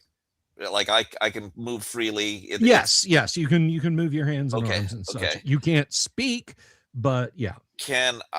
Is there a maneuver which I could attempt to do to try to just dump this, like push it into the water? It weighs several hundred pounds. That would be an overbear attack. Do you really want to go there? I'm Paul. I am Paul. Point taken. All right. So just hang on one moment. There has been a request for the Discord. Well, let me look here. Let me look at my weight allowance. Weight allowance is 3,000. Okay. Well, I mean, you're carrying some gear. That's coins, by the way. That's 3,000 coins, not 3,000 pounds. So that is 300 pounds, though, right? 300 pounds, correct. Gotcha. What else is 1800? Well, let's put it this way. Does Paul as a fighter judge that it will at least let us all get to the other side if I can somehow push this thing into the water in this situation, or am I just is this not going to help at all? Can he? You know what? I will give you, because it's holding on to you. We will go to Unearthed Arcana's overbear rules, and you can absolutely attempt to overbear this thing to push it. Okay. That's fine. I don't know those rules, so. Okay, let's see. So no adjustments. Determine effective armor class of the defender. It is not prone or anything like that. We will treat it as AC 0. Roy, you went ahead and fired your magic missiles already, or did you? No, I haven't rolled for that yet. All right, go ahead and let loose. I'll take it. 11. Okay, they thud into the vegetable matter. You don't know if it did any damage. You don't know if it did. It didn't acknowledge you when you shot through it. Oh, that sucks. But your magic missiles definitely landed. All right, so overbearing. Successful overbearing knocks the target prone, and in this case, prone, you are attempting to knock it into the water. All right, so that's what you're doing in the new round. I know it's just basically hanging on to you in the new round. Let me see. Did Fingers ever get a chance to? Fingers is moving in this round. Right. Give me a climb walls roll for Fingers. Percentage dice. Not a problem. You are moving as fast as you can along the wall, and you will be there in the next. Fingers, help! There's something wrong with my throat. You always let creatures kiss you. I don't know what your problem is, Paul. Sometimes he willingly kisses them. All right. So let's see. But the only positive outcome I can see here is when Paul knocks it into the water and it drags him into the water, I can at least move into attack. Yeah. You guys run across. You guys get across this thing if it goes into the drink. All right. No. Okay. So overbearing, melee, attempting to backstab in this round. Let's go ahead and roll initiative. I don't know who hasn't rolled initiative. I haven't. Go ahead and roll initiative for the party then. Thank you. You're welcome. And you spoke, therefore your chance broken. I'm kidding. That's fine. I don't know what I got. You got a 2. Monster got a 4. It is it's kind of starting to walk forward. You're sort of entangled in this thing, and suffocating from the slime and so on as it's reaching its arms out. So it shambles forward a few feet, and that's what it spends its round doing. But the good news is it's now in reach of Faldarinth. So that's what it does in this round. Go ahead and make your overbear attempt against it. A successful hit indicates that you've overborne it. Okay, so just D20. Let's see. Yes, D20. And strength bonus as well. Yes, all bonuses apply. Okay, so that's +3, and then the chant, so that's +4.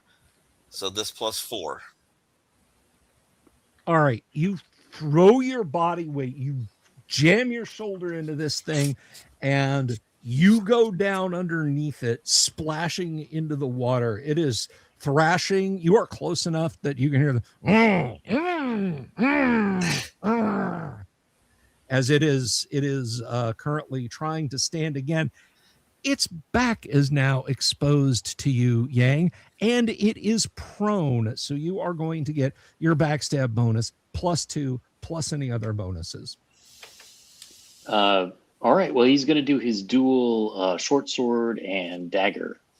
All right. Stabby. Dagger is at -4. Short sword is at -2. Okay. So you are getting +1 on each for chant. So that is -3, -1. Your swords and daggers are magical, right? Right. Sword is +1. Dagger is +2. Okay. So it is -1 and 0. And backstab gives you advantage or +4 to the attack. +4 to the attack. So that becomes +3 +4. And again, it is a proned, basically knocked down. So that is going to be another +2. So that is going to be +5 +6 total. I don't know if that's right for the dagger, +6. No, that was for the short sword. Oh, okay. All right. Well, let's try it then. Roll them. So here's a short sword. So 14. Go ahead, and I'm going to look that up. Go ahead and roll your dagger, please. 14 and 14. Should be easy enough to check. All right, thief 6. Prone's got to be worth something. Mm-hmm. It is. Unfortunately, its thick, rubbery, leafy hide turns your blows. It doesn't even seem to notice you're there. Paul, you may go ahead and instabulate this or no, you overbore it. How about our intrepid ranger? Are you lunging forward to stab it? Yes, I will do so. And I will not metagame. Okay. You are also gaining the +2. Hey, Hey, there it is. All right. Nice. It is large, which is D12. D12, exactly. There it is. For 8. For Not terrible. 8. No addition. 8, 9 because 9 of chant. because of chant. All right. So Ooh, yeah, I am technically using an enchanted weapon. Yeah.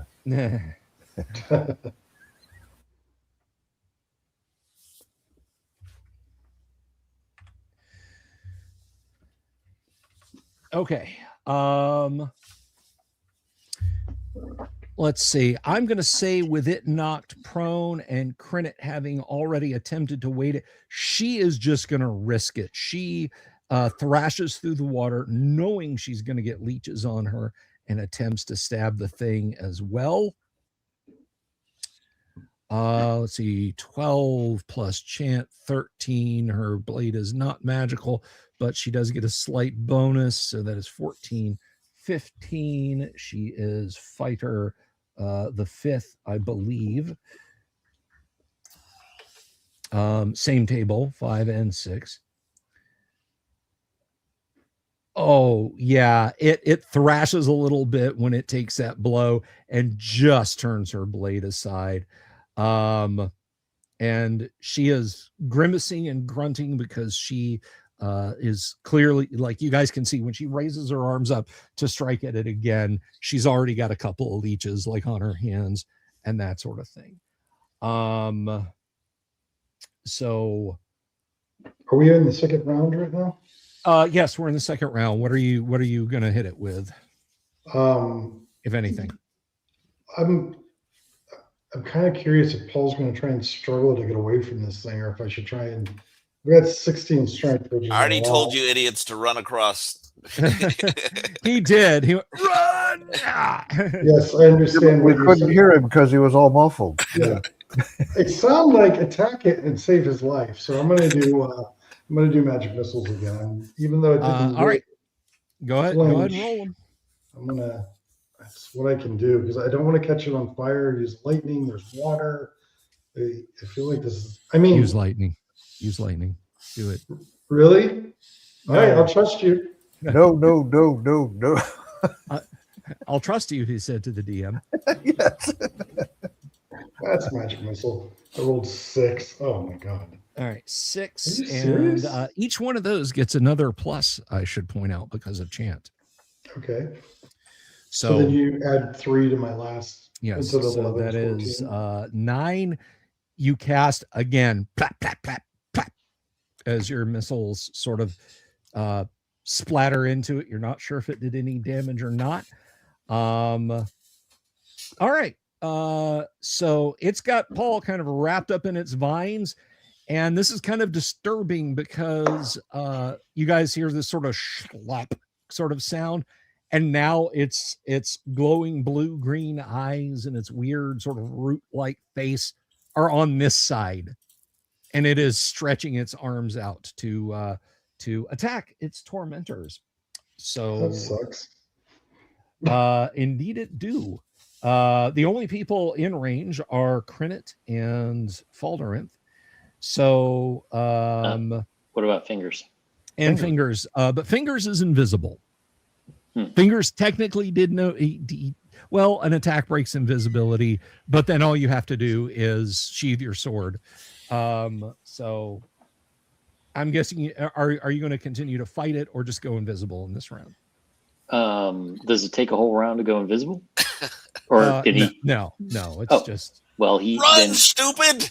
No, he will go invisible and then backstab it. He's going to get one of these. Well, it's not backstab anymore because its front is facing you now. Oh, well, he will go invisible, run around, and. Bill, I'm dying to know. I have to ask. How do we know the front and back of a shambling mound? Are there googly eyes on it? Does it have a smiley face? It has googly eyes and a smiley face. It's got glowing blue-green eyes and a tuber sort of appendage that looks like a nose. And it's got a duly noted. It's got a dump truck butt. You can't miss it. Yeah. It does not have a front butt anymore. All right. So I'm guessing everyone in the party that can melee will melee. Let's go ahead and roll initiative, and we're just going to start at the top. Paul, you can continue to attack it if you want to. So if you want to keep trying to ram your sword into it, you may ram your sword into it. Faldorinth and Crinit will do the same. And you're up there too, good thief. So, but my question is, was there a different?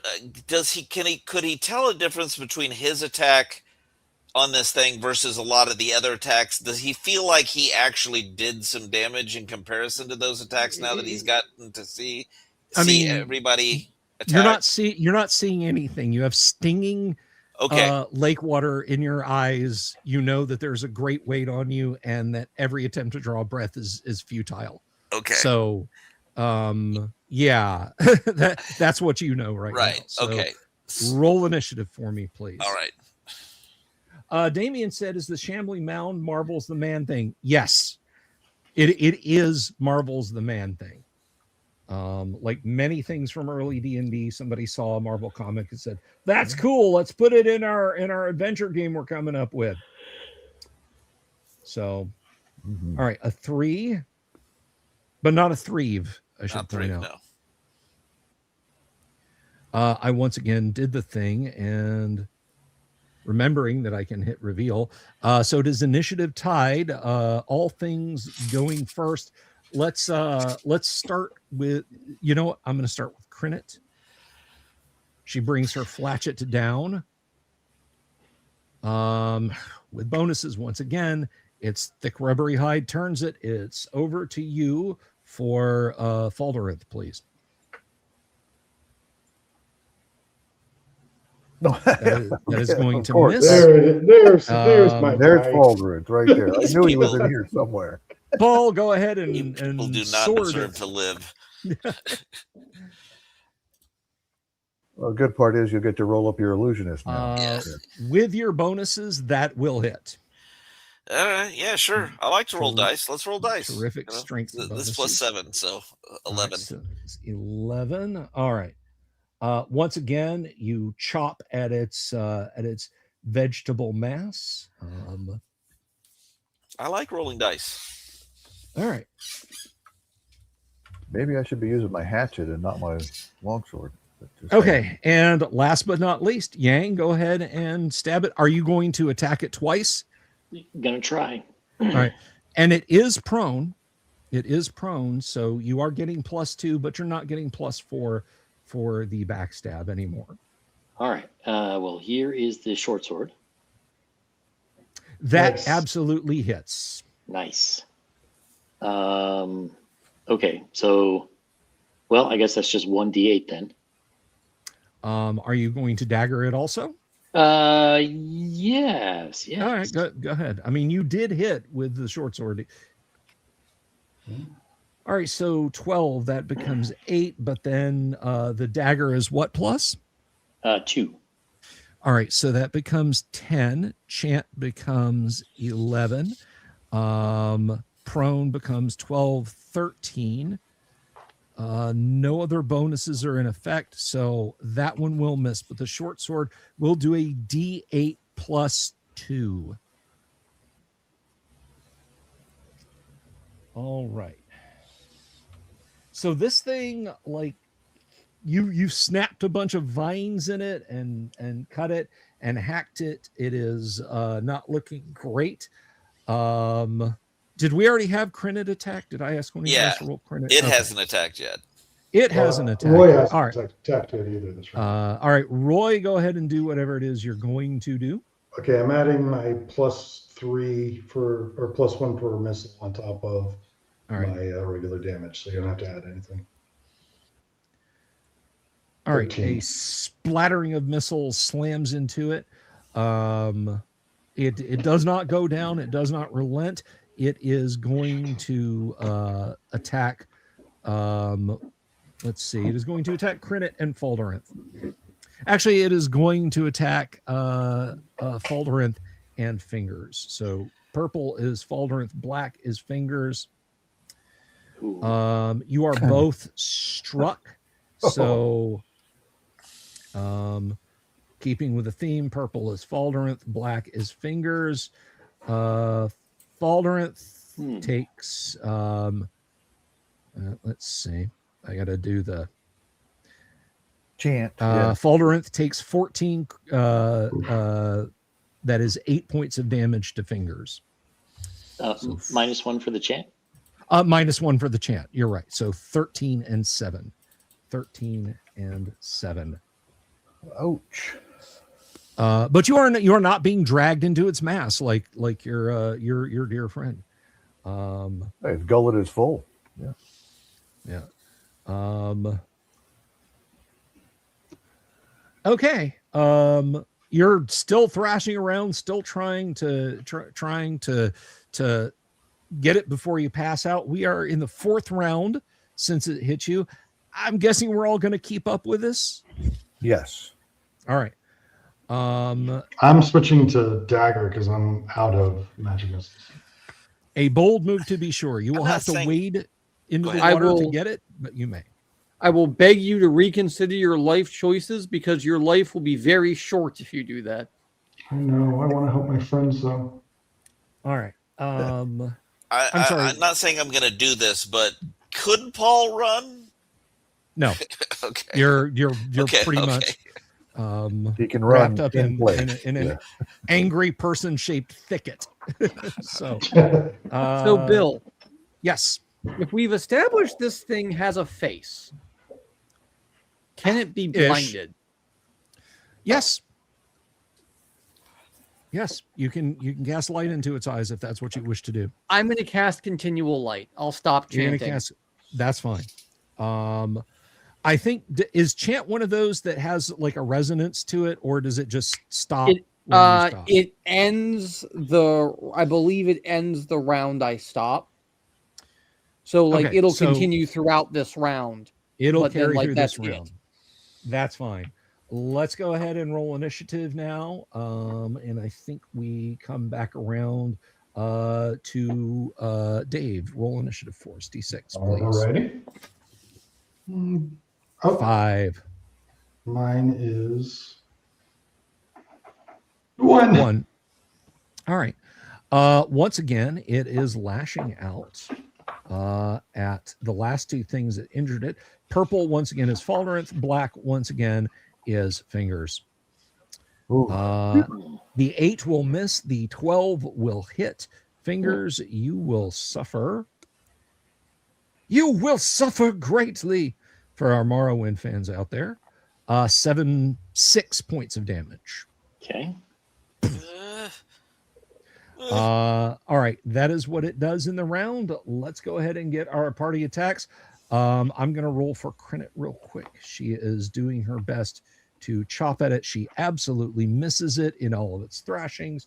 Paul, you may stab it. Do we have a little stabbing music, Paul? That will hit. Roll your damage. 17.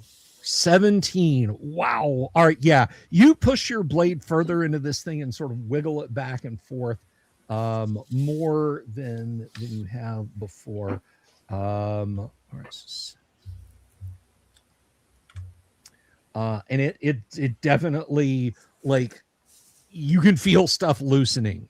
Those of you in front of it now, because it's being stabbed from its other side, you actually see the tip of Paul's blade slide through before it's jerked back out. Go ahead and make your attack, please. Falderenth. Alrighty, I will try not to hit Paul's sword. Yeah. That's what she said. Oh, that will miss. That miss. 5 will Go miss. Yang, go ahead and make your attack. Are you attacking twice? Before you do it, tell me if you're attacking twice.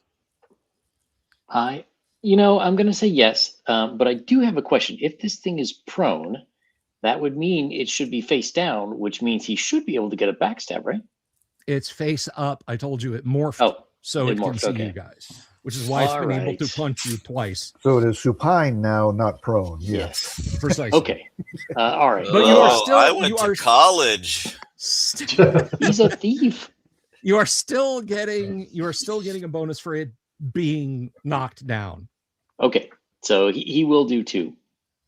All right. And here comes the short sword. Big money, big money. All right, so 14 plus 2 plus 2 plus 1. So let's see. That is 19. That will hit it. Nice. Okay. And the second one, the dagger is. No, I don't that think will so. not. No. Okay. All right. So well, roll your damage for the short sword. that is a 1d8. Oof. All right, so 1d8. So plus 1. So that is 4. All right, so this thing is still got Gonzalo, or it's still got Paul wrapped up, but it is also looking like it's less cohesive. Let's see. Did you already attack Great Old Ones? Well, technically speaking, I did swing. Technically speaking, you did swing. All right, Dave. There's nothing I can really do against this thing. I mean, my dagger, I'm at such a disadvantage. I'm probably just gonna get myself in trouble. I just feel useless. So I sit in. All right. No, that's fine. I don't want to throw like a flask and burn it because I'm afraid I'll hit everybody else. I'm just worried I'm gonna do more harm than good. So if you do throw oil, we need to also throw vinegar. Just saying. All right. Yeah. And then toss the salad. All right. Hey, you're being Gandalf. Gandalf knows when to hold him, knows when to fold him. I know, but I don't like watching my friends suffer. I know. I hold back and vet. We are going to take this. It is the top of the hour, but we are going to finish this fight. It won't be too much longer at any rate. So let's have him make his save these spells. Yes, so it is going to have to save to not be blinded. It strikes the water it a few feet behind, and now the lake is even more brilliantly illuminated because there are 2 continual light spells going on under the water. My eyes. Okay, it's a new round. This thing's looking pretty dissolute. Party's fighting. Paul, your blood is hammering in your ears. You're feeling a little weak. I cannot believe the roll that I made earlier, but you are still alive. So I'm guessing you're going to try and stab it one more time there, Gonzalo? I don't have much choice, so yes. All right. Then what's going to melee is Holder doing anything different. Remember, you guys no longer have chant. Well, bless isn't going to work. Prayer. I could try. Yeah, I could try prayer. I suppose it wouldn't respond to a command via command spell, would it? You could try. I'm gonna try it. I think I'm gonna try and cast command, and I'm gonna. Doesn't it have to be able to understand what you say to it? Yes. Well, I mean, he can try. He can absolutely. I can yes, try. He can. What about snakes? Can snakes attack it? Well, it can't be like they could. They could. You know, most of them are gonna bite for one. They can't restrict it. So, but I'll save command for something I know that works. Now I'll cast prayer. I will pray. Okay.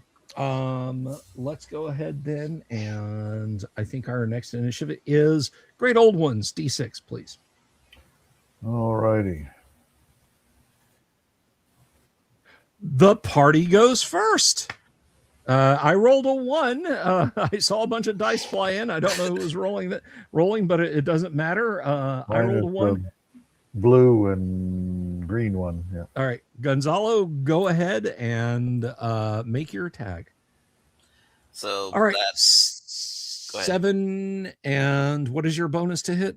3 from strength, 1 from sword, and I don't know what I don't think prayer has gone off Prayer yet. has not gone off yet. So that is a total of 11 from fighter. 5 will not hit this time.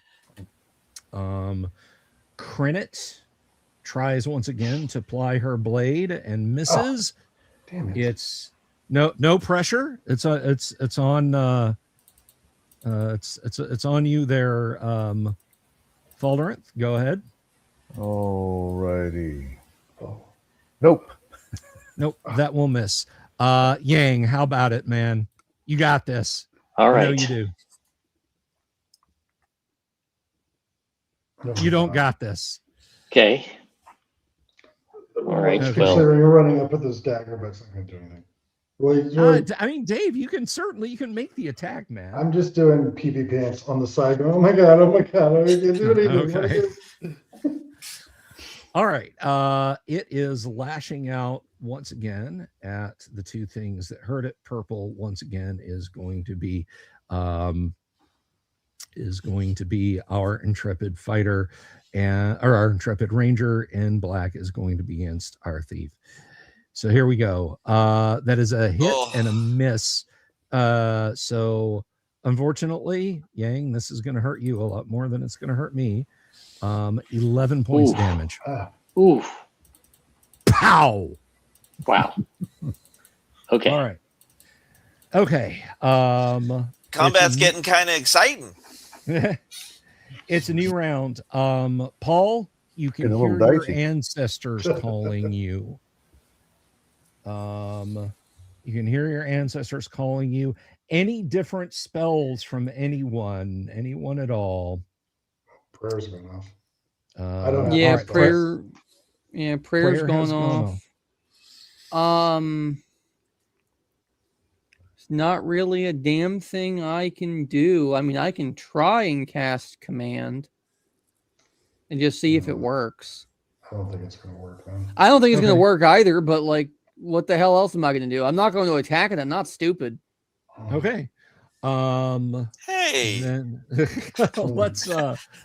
let's roll initiative one more time, and I think we are over to Yang. D6, please, sir. Okay, big money. 3. Oh no. Okay. Yeah, there you go. All right. That's bad. Okay, here we go. What the heck? All right, so black is Fingers, purple is Falderanth.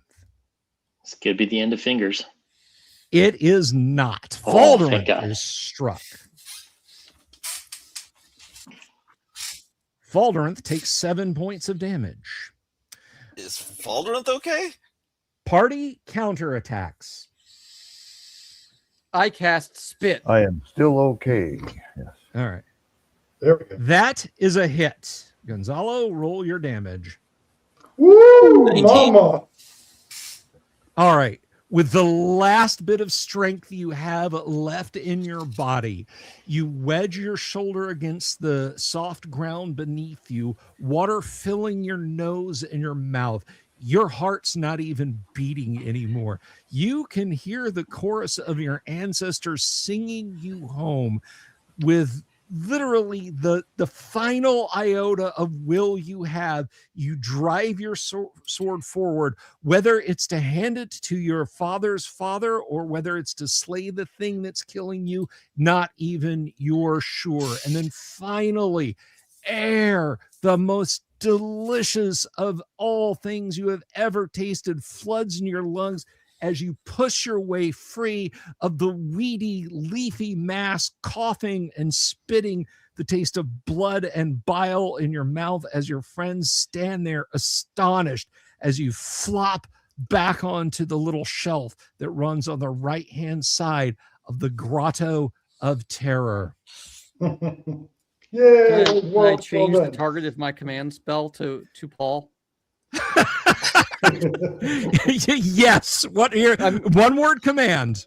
Hyperventilate. Hyperventilate. Roll a d20 there, Gonzalo. All right. You're not sure if it works or not because he is clutching onto that bango. So I told you. I'm Paul. The shambler drifts away as disassociated bits of rotting vegetation. Crinnet throws herself onto the bank, ripping leeches off, having suffered some damage herself. Fingers, you notice that the muck hole that this thing rose up out of has something in it. He will take his, I assume he's bleeding out of every orifice. Yes. And is limping and one arm doesn't work, but he will search that hole. There is a glass flask. There is a pair of leather gloves, like elbow length leather gloves, and a sword in a scabbard. Nice. And that is where we are going to leave it, folks. The skin of their teeth. So I have to reveal a little bit of look behind the curtain. A shambling mound, if it successfully strikes, it begins to suffocate the target. The target will die in 2 to 8 rounds, 2d4. I rolled the 2d4 in a hidden roll. I rolled an 8. Oh my God. This was literally the last round that Paul had to live. Wow. Wait a minute. So, did those magic missiles do anything to it? You don't. You're not sure.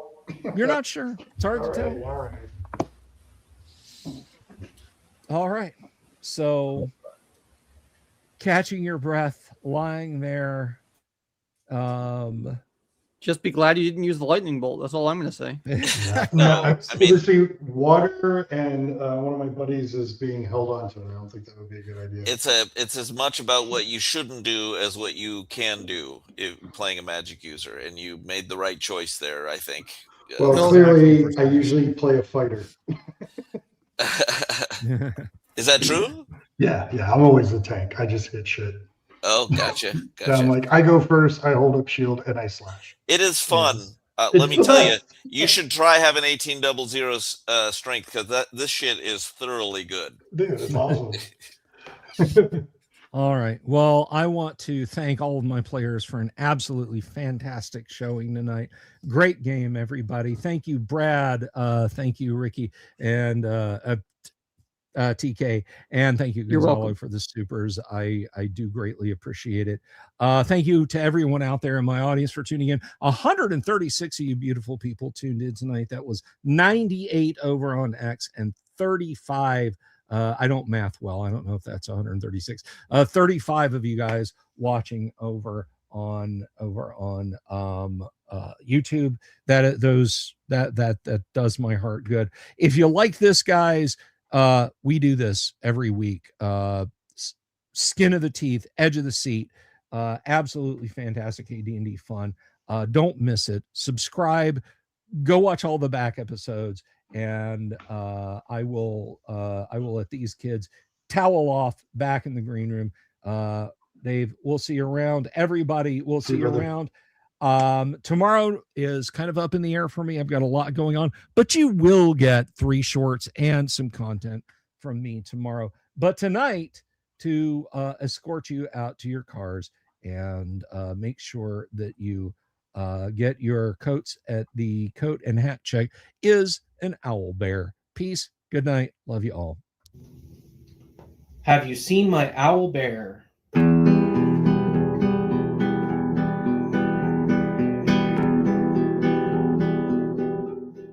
Here's to all the weirdos everywhere, in the woods and in the air. Have you seen my owl bear?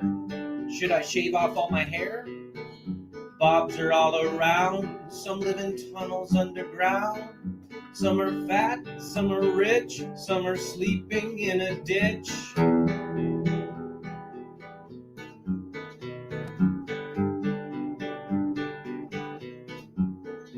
Can you ride a crooked horse without a saddle, way off course? Naked as a toad, all the way to Smoky Joe's. Have you seen the little creep driving fast in his little green Jeep? He smells like fish and brandy, but his rotten teeth look dandy. Take me to the show, I don't care if fast or slow. From action flicks to dancing dicks, just take me to the show.